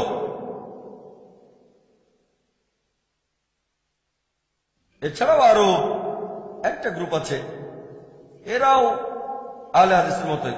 তারা বলে আমরা সালাফি। আমি বলি সালাফি? আমি একজন সালাফি। আমি বলি সালাফি মানে কি? তারা বলে সালাফি অর্থ আমরা মানি সালাফি সালেহিনকে। আমিও তো সালাফি সালেহিনকে মানি। আমি মানি আল্লাহকে এবং তার রাসূলকে এবং সালাফি সালেহিনকে, নবীজি সাল্লাল্লাহু আলাইহি ওয়াসাল্লামের সময়কার প্রজন্ম এবং তার দুটো প্রজন্মকে। তারপর থেকে জিজ্ঞেস করি, কোরআনের কোন জায়গায় কোন আয়াতে কি আল্লাহ বলেছেন নিজেদের সালাফি বলো? তারা বলে না। কোন হাদিস কি আছে যেখানে আমাদের নবীজি বলেছেন নিজেদের সালাফি বলো? তারা বলেন না। তবে সেখানে একজন সালাফি আমাকে একটা হাদিস দেখালো, নবীজি বলেছেন আমি একজন সালাফ। সে উদ্ধৃতি দিল, এটা আছে সহিহ মুসলিমে। পুরো রেফারেন্সটা বলেনি। বললাম ঠিক আছে। আমি সহিহ মুসলিম দেখলাম, চেক করি এই হাদিসটা আছে সহিহ মুসলিমে। হাদিস নম্বর সম্ভবত 2405 বা 6, 2405-6 এরকম হাদিস, সহিহ হাদিস। তবে এই কথাটা মাঝখান থেকে নেয়া, মাঝামাঝি। পুরো হাদিসটা বলছে যে মুহাম্মদ সাল্লাল্লাহু আলাইহি সাল্লাম তার মেয়েকে বললেন ফাতিমা রাদিয়াল্লাহু আনহাকে যে আমি একজন উৎকৃষ্ট সালাফ তোমার জন্য, আমি একজন উৎকৃষ্ট সালাফ তোমার জন্য। এখানে বাবা বলছেন তার মেয়েকে। এখন নবীজি মুহাম্মদ সাল্লাল্লাহু আলাইহি ওয়াসাল্লাম তার মেয়েকে বললেন হযরত ফাতিমা রাদিয়াল্লাহু আনহাকে যে আমি একজন উৎকৃষ্ট সালাফ। আরবি ভাষায় এই সালাফ শব্দটার অর্থ হচ্ছে পূর্বসূরি, পূর্বপুরুষ। তাহলে আমি যদি আমার মেয়েকে বলি আমি তোমার সালাফ, সমস্যা নেই। একজন আরব খ্রিস্টান যদি তার মেয়েকে বলে আমি তোমার জন্য সালাফ, কোনো সমস্যা নেই। অর্থের দিক থেকে কোনো সমস্যা নেই। তবে ইসলাম অনুযায়ী পূর্বপুরুষ, হ্যাঁ, মুহাম্মদ সাল্লাল্লাহু আলাইহি সাল্লাম তার মেয়ের জন্য উৎকৃষ্ট সালাফ। তবে আমাদের মধ্যে প্রত্যেকে হয়তো তার মেয়ের জন্য উৎকৃষ্ট ইসলামিক সালাফ নয়, হয়তো সেই সন্তান বাবার চেয়ে আরো বেশি ইসলামিক। তাহলে প্রত্যেক বাবা মাই সন্তানকে এটা বলতে পারে না। যদি সালাফের শব্দগত অর্থটা ধরেন, বিশেষজ্ঞদের মতে, সালাফিদের মধ্যে অনেক বিখ্যাত বিশেষজ্ঞ আছেন, তারা বলেন বর্তমানে কেউ বলতে পারে না যে সে একজন সালাফ। কেন? আমরা খালাফ, আমরা পরে এসেছি। সালাফগণ ছিলেন আমাদের আগে। তাহলে আগের মানুষদের সাথে তুলনা করলে আমরা খালাফ। হ্যাঁ, আমরা সালাফ হতে পারি আমাদের সন্তান, নাতি নাতনি, বংশধরদের জন্য। তাহলে টেকনিক্যালি আমরা সালাফ হতে পারি, ইসলামিক্যালি না। ইসলামিক্যালি আমরা খালাফ। ক্লিয়ার? আমি একবার অস্ট্রেলিয়ায় গিয়েছিলাম, সেবারে ওখানে প্রথম গিয়েছিলাম লেকচার ট্যুরে। যারা ডেকেছিলেন মাশাআল্লাহ তারাও কোরআন সুন্নাহ মেনে চলেন, সহিহ হাদিস। তারা ইনভাইট করলেন, যথাসময়ে আমি অস্ট্রেলিয়ায় পৌঁছালাম। তারপর সেই শহরেও পৌঁছে গেলাম। আমি তাদের নাম বলবো না, সবাই খুব ভালো মাশাআল্লাহ। রাতের বেলায় আমরা পৌঁছালাম, আমার সাথে আমার ক্যামেরা ক্রুরাও ছিল। তখন আমরা সবাই সেখানে নামাজ আদায় করলাম। তাদের একজন বলল, আরে আপনারা তো আমাদের মতো করেই নামাজ পড়েন। আমি বললাম আপনাদের মতো করে মানে? আমি নবীজির মতো করে নামাজ পড়ি। তারা বলছে আপনারা তো আমাদের মতো করে নামাজ পড়েন, আপনাদের মতো করে মানটা কি, আমরা নবীজির মতো করে পড়ি। এই গ্রুপের অনুসারীরা মাশাআল্লাহ কোরআন সহিহ হাদিস মেনে চলে। তবে তাদের বলা উচিত ছিল, দেখে ভালো লাগলো আপনারা নবীজির মতো করে নামাজ পড়েন, আমাদের মতো করে না। আমি তো তাকে দেখে নামাজ পড়ছি না, আমি আগে থেকে নামাজ পড়ছি। আমি তার মতো করে পড়ছি না, আমি নবীজির মতো করে নামাজ পড়ছি। আর আলহামদুলিল্লাহ সেও নবীজির মতো করে পড়ছে। তার বলা উচিত ছিল, দেখে ভালো লাগছে নবীজির মতো করে নামাজ পড়ছেন, কিন্তু সে বলল আরে আপনারা তো আমাদের মতো করেই পড়ছেন, খুব খুশি। তারা আগে আমার ভিডিও ক্যাসেট দেখেছিল। ডক্টর জাকির কম্পারেটিভ রিলিজিয়ন নিয়ে যে কথাগুলো বলেছে সেগুলো সঠিক, কিন্তু আমার আকীদা তারা জানে না যে আমার ধর্মবিশ্বাস কেমন, সেজন্য তারাও বেশি উৎসাহ দেখায়নি। তবে দেখেছে আমি কম্পারেটিভ রিলিজিয়নের উপর একজন স্পেশালিস্ট, ক্যাসেটে ভুল কিছু খুঁজে পায়নি, কিন্তু তারা আমার আকীদা জানে না কিভাবে নামাজ পড়ি। তাই কিছুটা না জানে আমন্ত্রণ করলো। তারপর নামাজ পড়তে দেখে খুব খুশি হলো। আপনারা তো আমাদের মতো করে পড়েন। বললাম না, নবীজির মতো করে পড়ি। তবে তারা সবাই খুব ভালো মাশাআল্লাহ। সেখানে আমি কিছু লেকচার দিলাম। তারপর যখন ডিনার খেতে বসলাম আমরা, তখন আমরা আলোচনা করলাম। সেখানেও আমি আজকের মতোই বললাম আমি একজন পাক্কা হানাফি, পাক্কা শাফি, পাক্কা হামলি, পাক্কা আহলে হাদিস। যখন সালাফি প্রসঙ্গ আসলো বললাম আমি পাক্কা সালাফি। তবে কোরআন বলছে না নিজেদের সালাফি বলে রাখো, অথবা কোন সহিহ হাদিসও নেই যেখানে নবীজি বলেছেন নিজেদের সালাফি বলো। প্রায় সবাই আমার সাথে একমত হলো, শুধু একজন বাদে। এক ভাই একমত হলো না, অন্য সবাই বলল মাশাআল্লাহ জাকির ভাই আপনার সাথে আমরা একমত। একজন ভাই আমাকে প্রশ্ন করলো, ভাই জাকির, শেখ নাসিরউদ্দিন আলবানীর নাম শুনেছেন? বললাম হ্যাঁ, তাকে চিনি। তাকে কেমন মনে করেন? বললাম মাশাআল্লাহ, উনি আমাদের সময় শ্রেষ্ঠ মুহাদ্দিসদের একজন, কয়েক বছর আগের কথা। শেখ নাসিরউদ্দিন তখন জীবিত ছিলেন রহিমুল্লাহ, আল্লাহ তাকে শান্তিতে রাখুন। আচ্ছা, তার কথা মানেন? হ্যাঁ, তিনি বিখ্যাত বিশেষজ্ঞ, তাকে শ্রদ্ধা করি, ভালোবাসি, তাকে সম্মান করি। আচ্ছা, আমি ওনার কথার উদ্ধৃতি দিচ্ছি। সে ইন্টারনেটে গিয়ে albani.com থেকে ডাউনলোড করলো উনার ফতোয়া। এখন এই ফতোয়ার উত্তর দেন শেখ নাসিরউদ্দিন আলবানী, আল্লাহ তাকে শান্তিতে রাখুন, তাকে শ্রদ্ধা করি, ভালোবাসি, সম্মান করি, আমি তার প্রশংসা করি। মুসলিম বিশেষজ্ঞদের মধ্যে এই ব্যাপারে দুটো গ্রুপ আছে। এক গ্রুপ বলেন সালাফি বলে পরিচয় দেওয়া ফরজ, শেখ আলবানী হচ্ছেন সেই দলে। এই বিশেষজ্ঞরা বলেন সালাফি বলে পরিচয় দেওয়া ফরজ। আমি বললাম আলহামদুলিল্লাহ, যদি কেউ প্রমাণ করে দেখাতে পারে কোরআন এবং হাদিস থেকে, আজকে প্রমাণ দিলে আমি আজকে থেকে সেটা পালন করতে শুরু করব। তবে আমি চেক করে দেখব,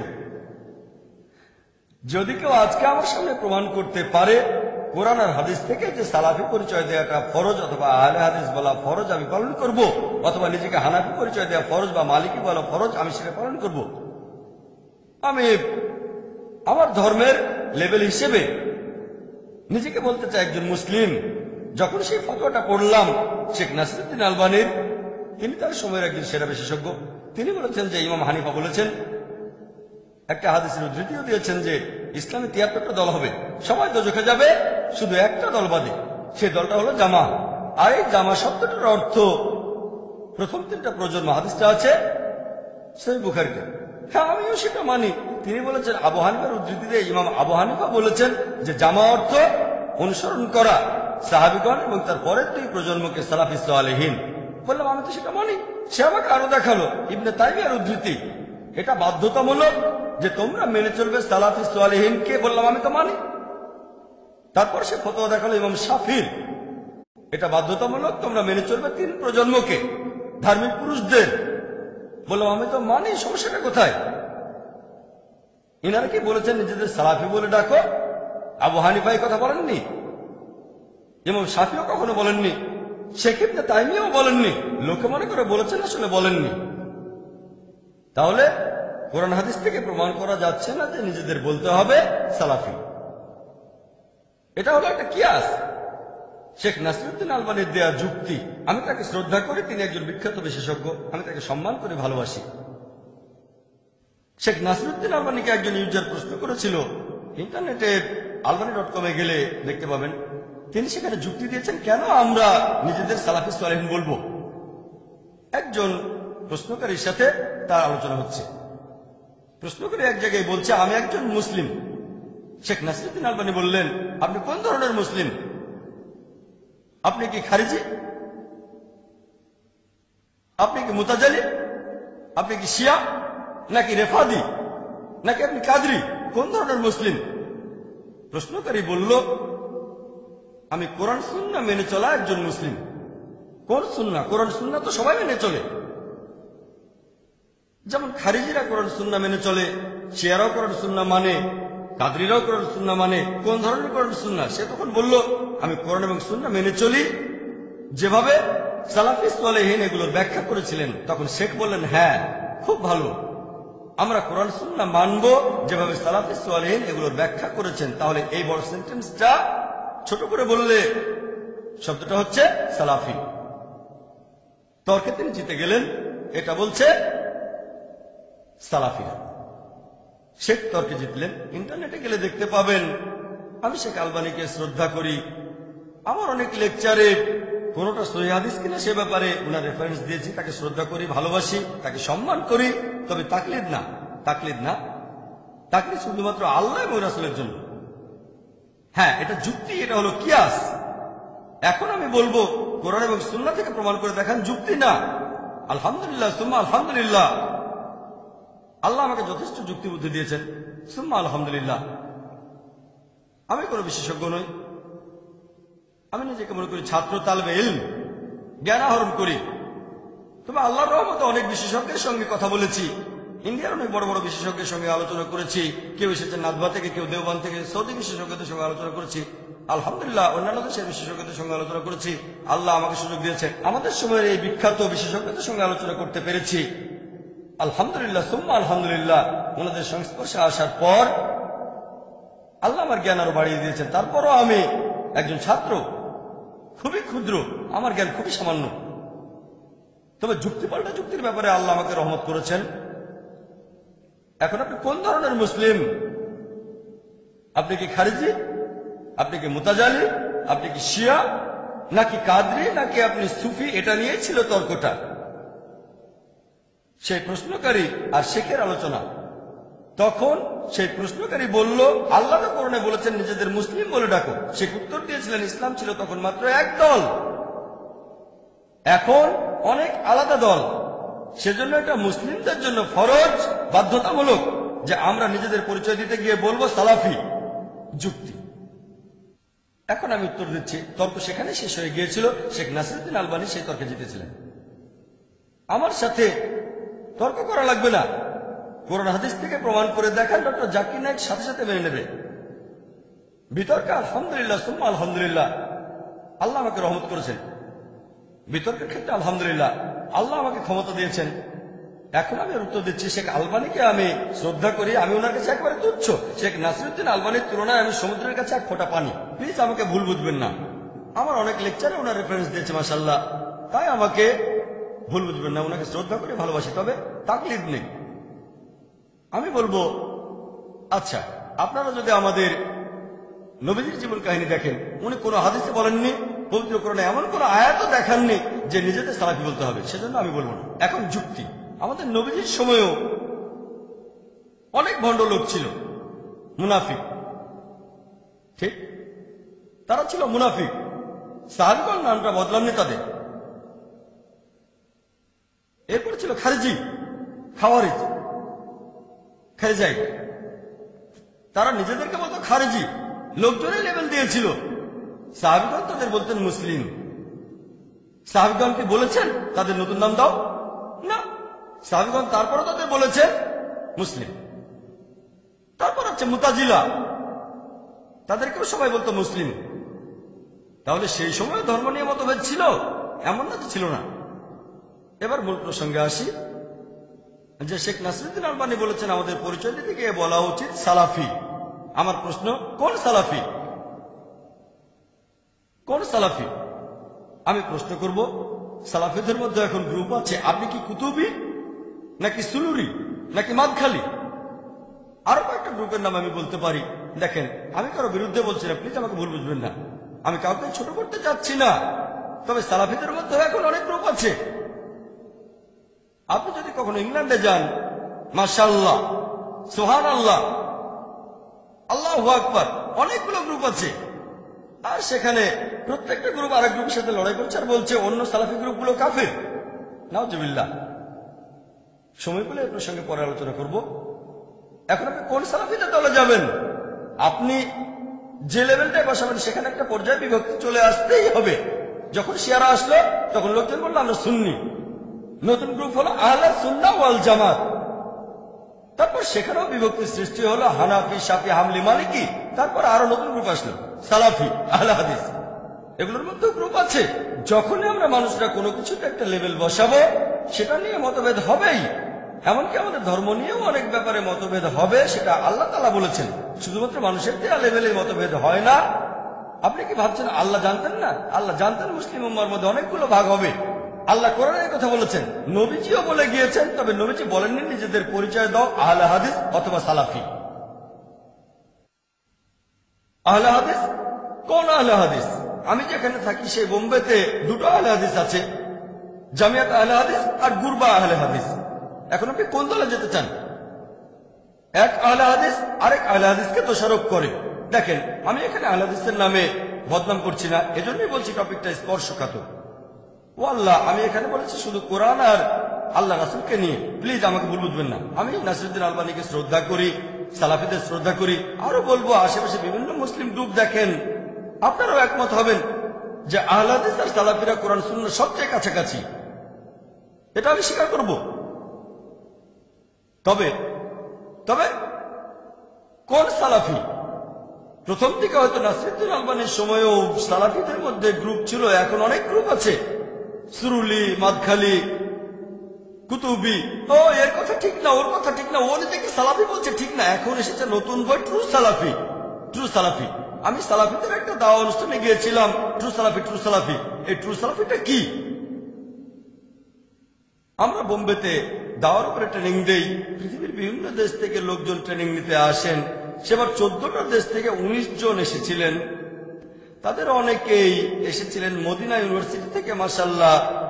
তারপর বাহরাইন ইউনিভার্সিটি থেকে, এরকম তাদের অনেকেই সালাফি, মাশাআল্লাহ। তাদের সাথে আলোচনা করলাম সেখানে। আমি তাদেরকে প্রশ্ন করলাম, সালাফি হলো শর্টকাট, সংক্ষেপে বলা। পুরোপুরি বললে আমি কোরআন সুন্নাহ মানি, যেভাবে সালাফি সালেহীন মানতেন, সংক্ষেপে সালাফি। আমি তাদের বললাম, সালাফি সালেহীন আগে নাকি মুহাম্মদ সাল্লাল্লাহু আলাইহি সাল্লাম আগে, কে বড়? তারা বলল মুহাম্মদ সাল্লাল্লাহু আলাইহি সাল্লাম। তাহলে নিজেদের মোহাম্মদ বলছেন না কেন? কি বলেন? ইন্ডিয়ায় নিজেদের মোহাম্মদ বলে কারা? আপনারা কি তা জানেন? জানেন আপনারা? আমরা কি তাদের কথা মানি না? ইন্ডিয়ায় কারা নিজেদের আহমদিয়া বলে ডাকে? এখন কে বড়, মুহাম্মদ সাল্লাল্লাহু আলাইহি সাল্লাম না আল্লাহ? আল্লাহ। এখন যে আল্লাহর কাছে আত্মসমর্পণ করে তাকে বলা হয় মুসলিম। আমরা জানি মুসলিমদের মধ্যে অনেক দল আছে, নতুন নাম দিলে সেটার মধ্যে একটা বিভক্তি এসে যাবে। হানাফি মাযহাবে 4টা গ্রুপ আছে, শাফি মাযহাবে আছে কাদিম আর জাদিদ। তারপরে আহলে হাদিস, কাশ্মীরে গেলে দেখবেন অনেক আহলে হাদিসের গ্রুপ আছে। আর কেরালায় দেখবেন মুজাহিদি, মুজাহিদি KNM, কেরালা নাজরাতুল মুজাহিদি। কেরালায় তারা নিজেদের আহলে হাদিস বলে না, মুজাহিদি। আপনি যদি সৌদি আরবে গিয়ে বলেন আমি আহলে হাদিস, তারা বলবে সেটা আবার কি? সৌদি আরবে খুব কম লোক জানে আহলে হাদিস শব্দটা কি। তারা সালাফি শব্দের সাথে পরিচিত। তবে সালাফি আর আহলে হাদিস দুটো আসলে একই রকম, শুধু নামটা আলাদা। কিছু দেশে দেখবেন আনসারি, ঠিক? তাহলে এক এক জায়গায় এক এক নাম। আর ইন্ডিয়ার আহলে হাদিসরা অনেক জায়গায় সালাফি নামে পরিচিত, ঠিক? তাহলে আমরা বুঝতে পারছি যে আপনি যদি লেভেল দিতে চান, সালাফির চেয়ে মোহাম্মদে বলা ভালো, মোহাম্মদের চেয়ে মুসলিম আরো ভালো। সেজন্য আমি বলি নবী এবং রাসূলকে মানবো। আর নিজেকে লেভেল দিতে চাইলে আমি যেটা দেব সেটা হচ্ছে মুসলিম, আর কিছু না। শুরুতেও মুসলিম, শেষেও মুসলিম।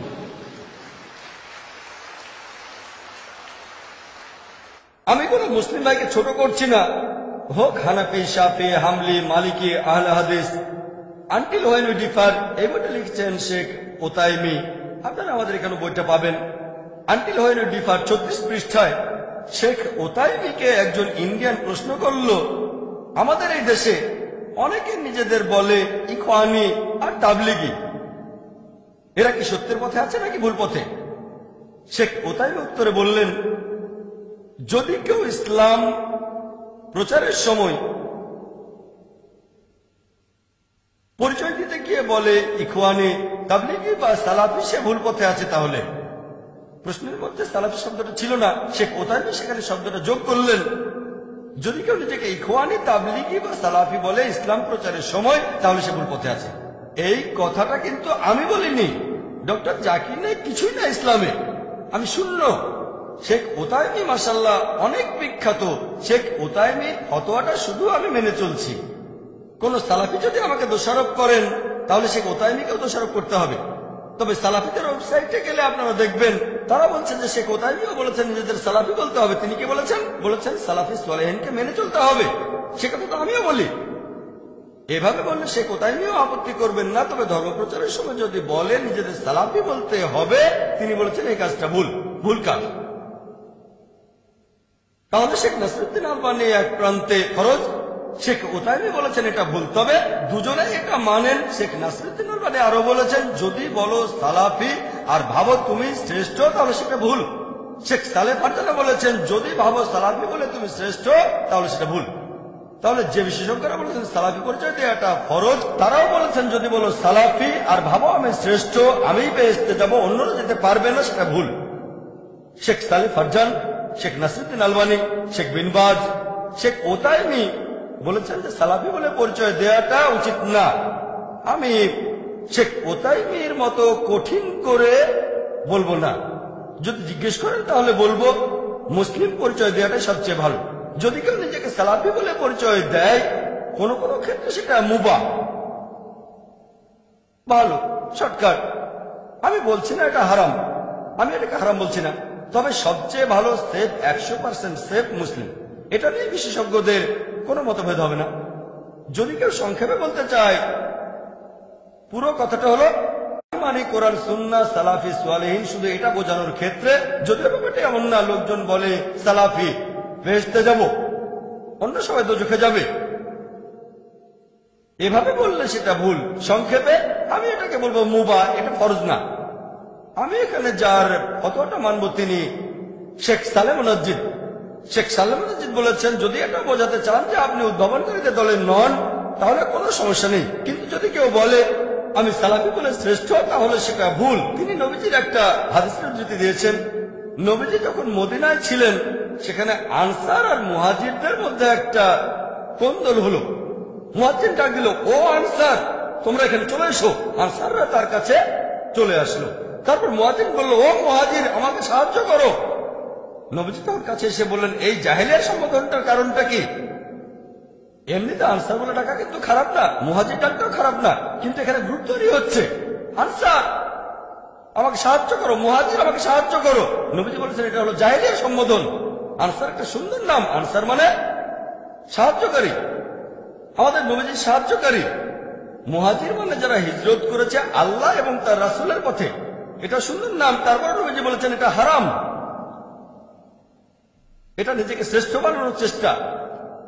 এটার উপর ভিত্তি করে আমি বলছি না সালাফি বলা হারাম, আমাকে ভুল বুঝবেন না। তবে সবচেয়ে ভালো হলো মুসলিম।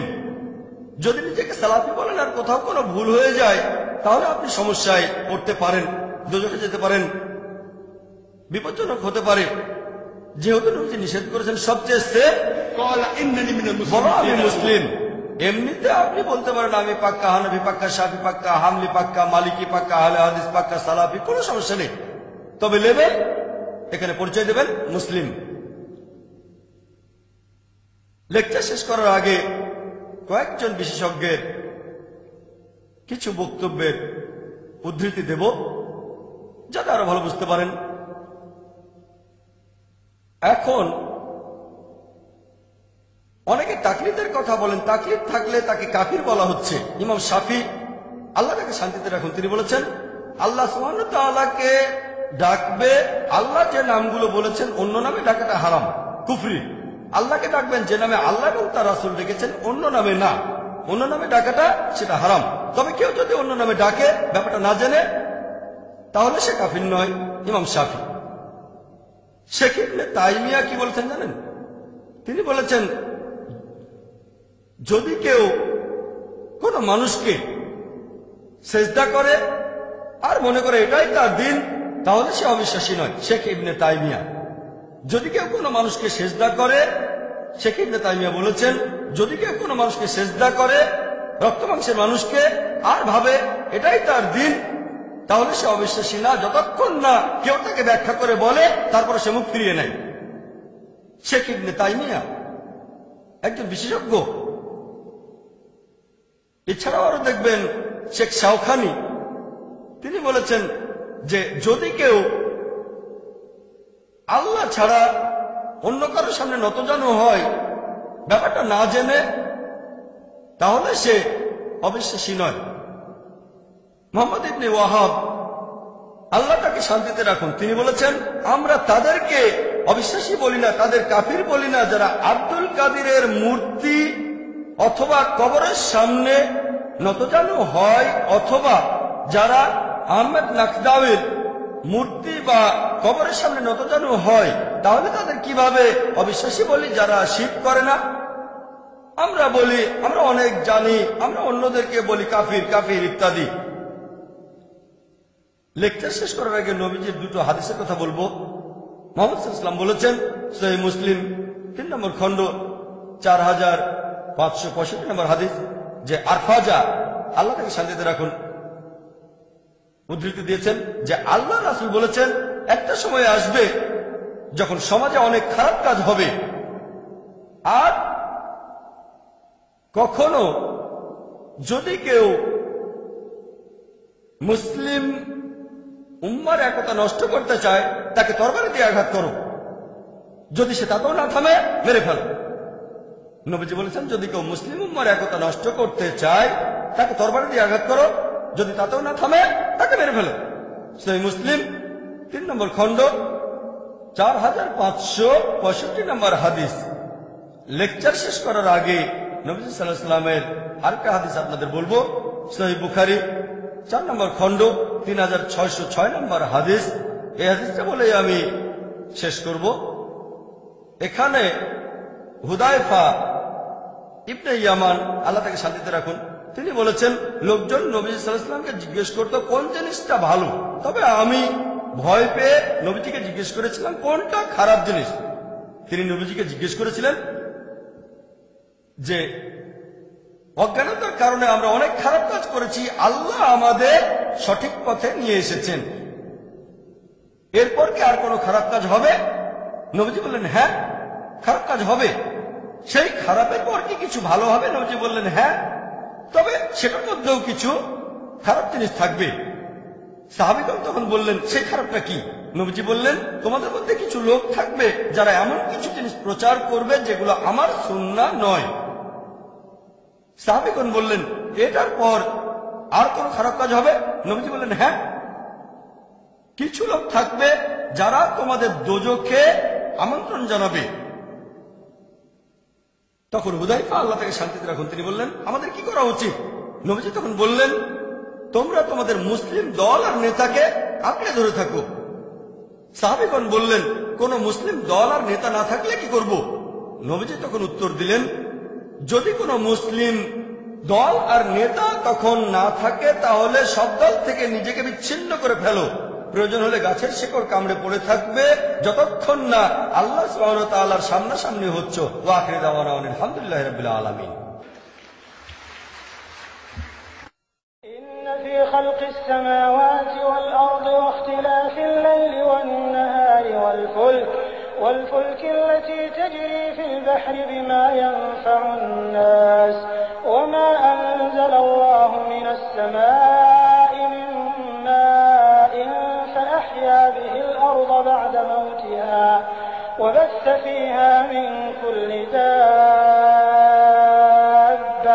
وتصريف الرياح والسحاب المسخر بين السماء والأرض لآيات لقوم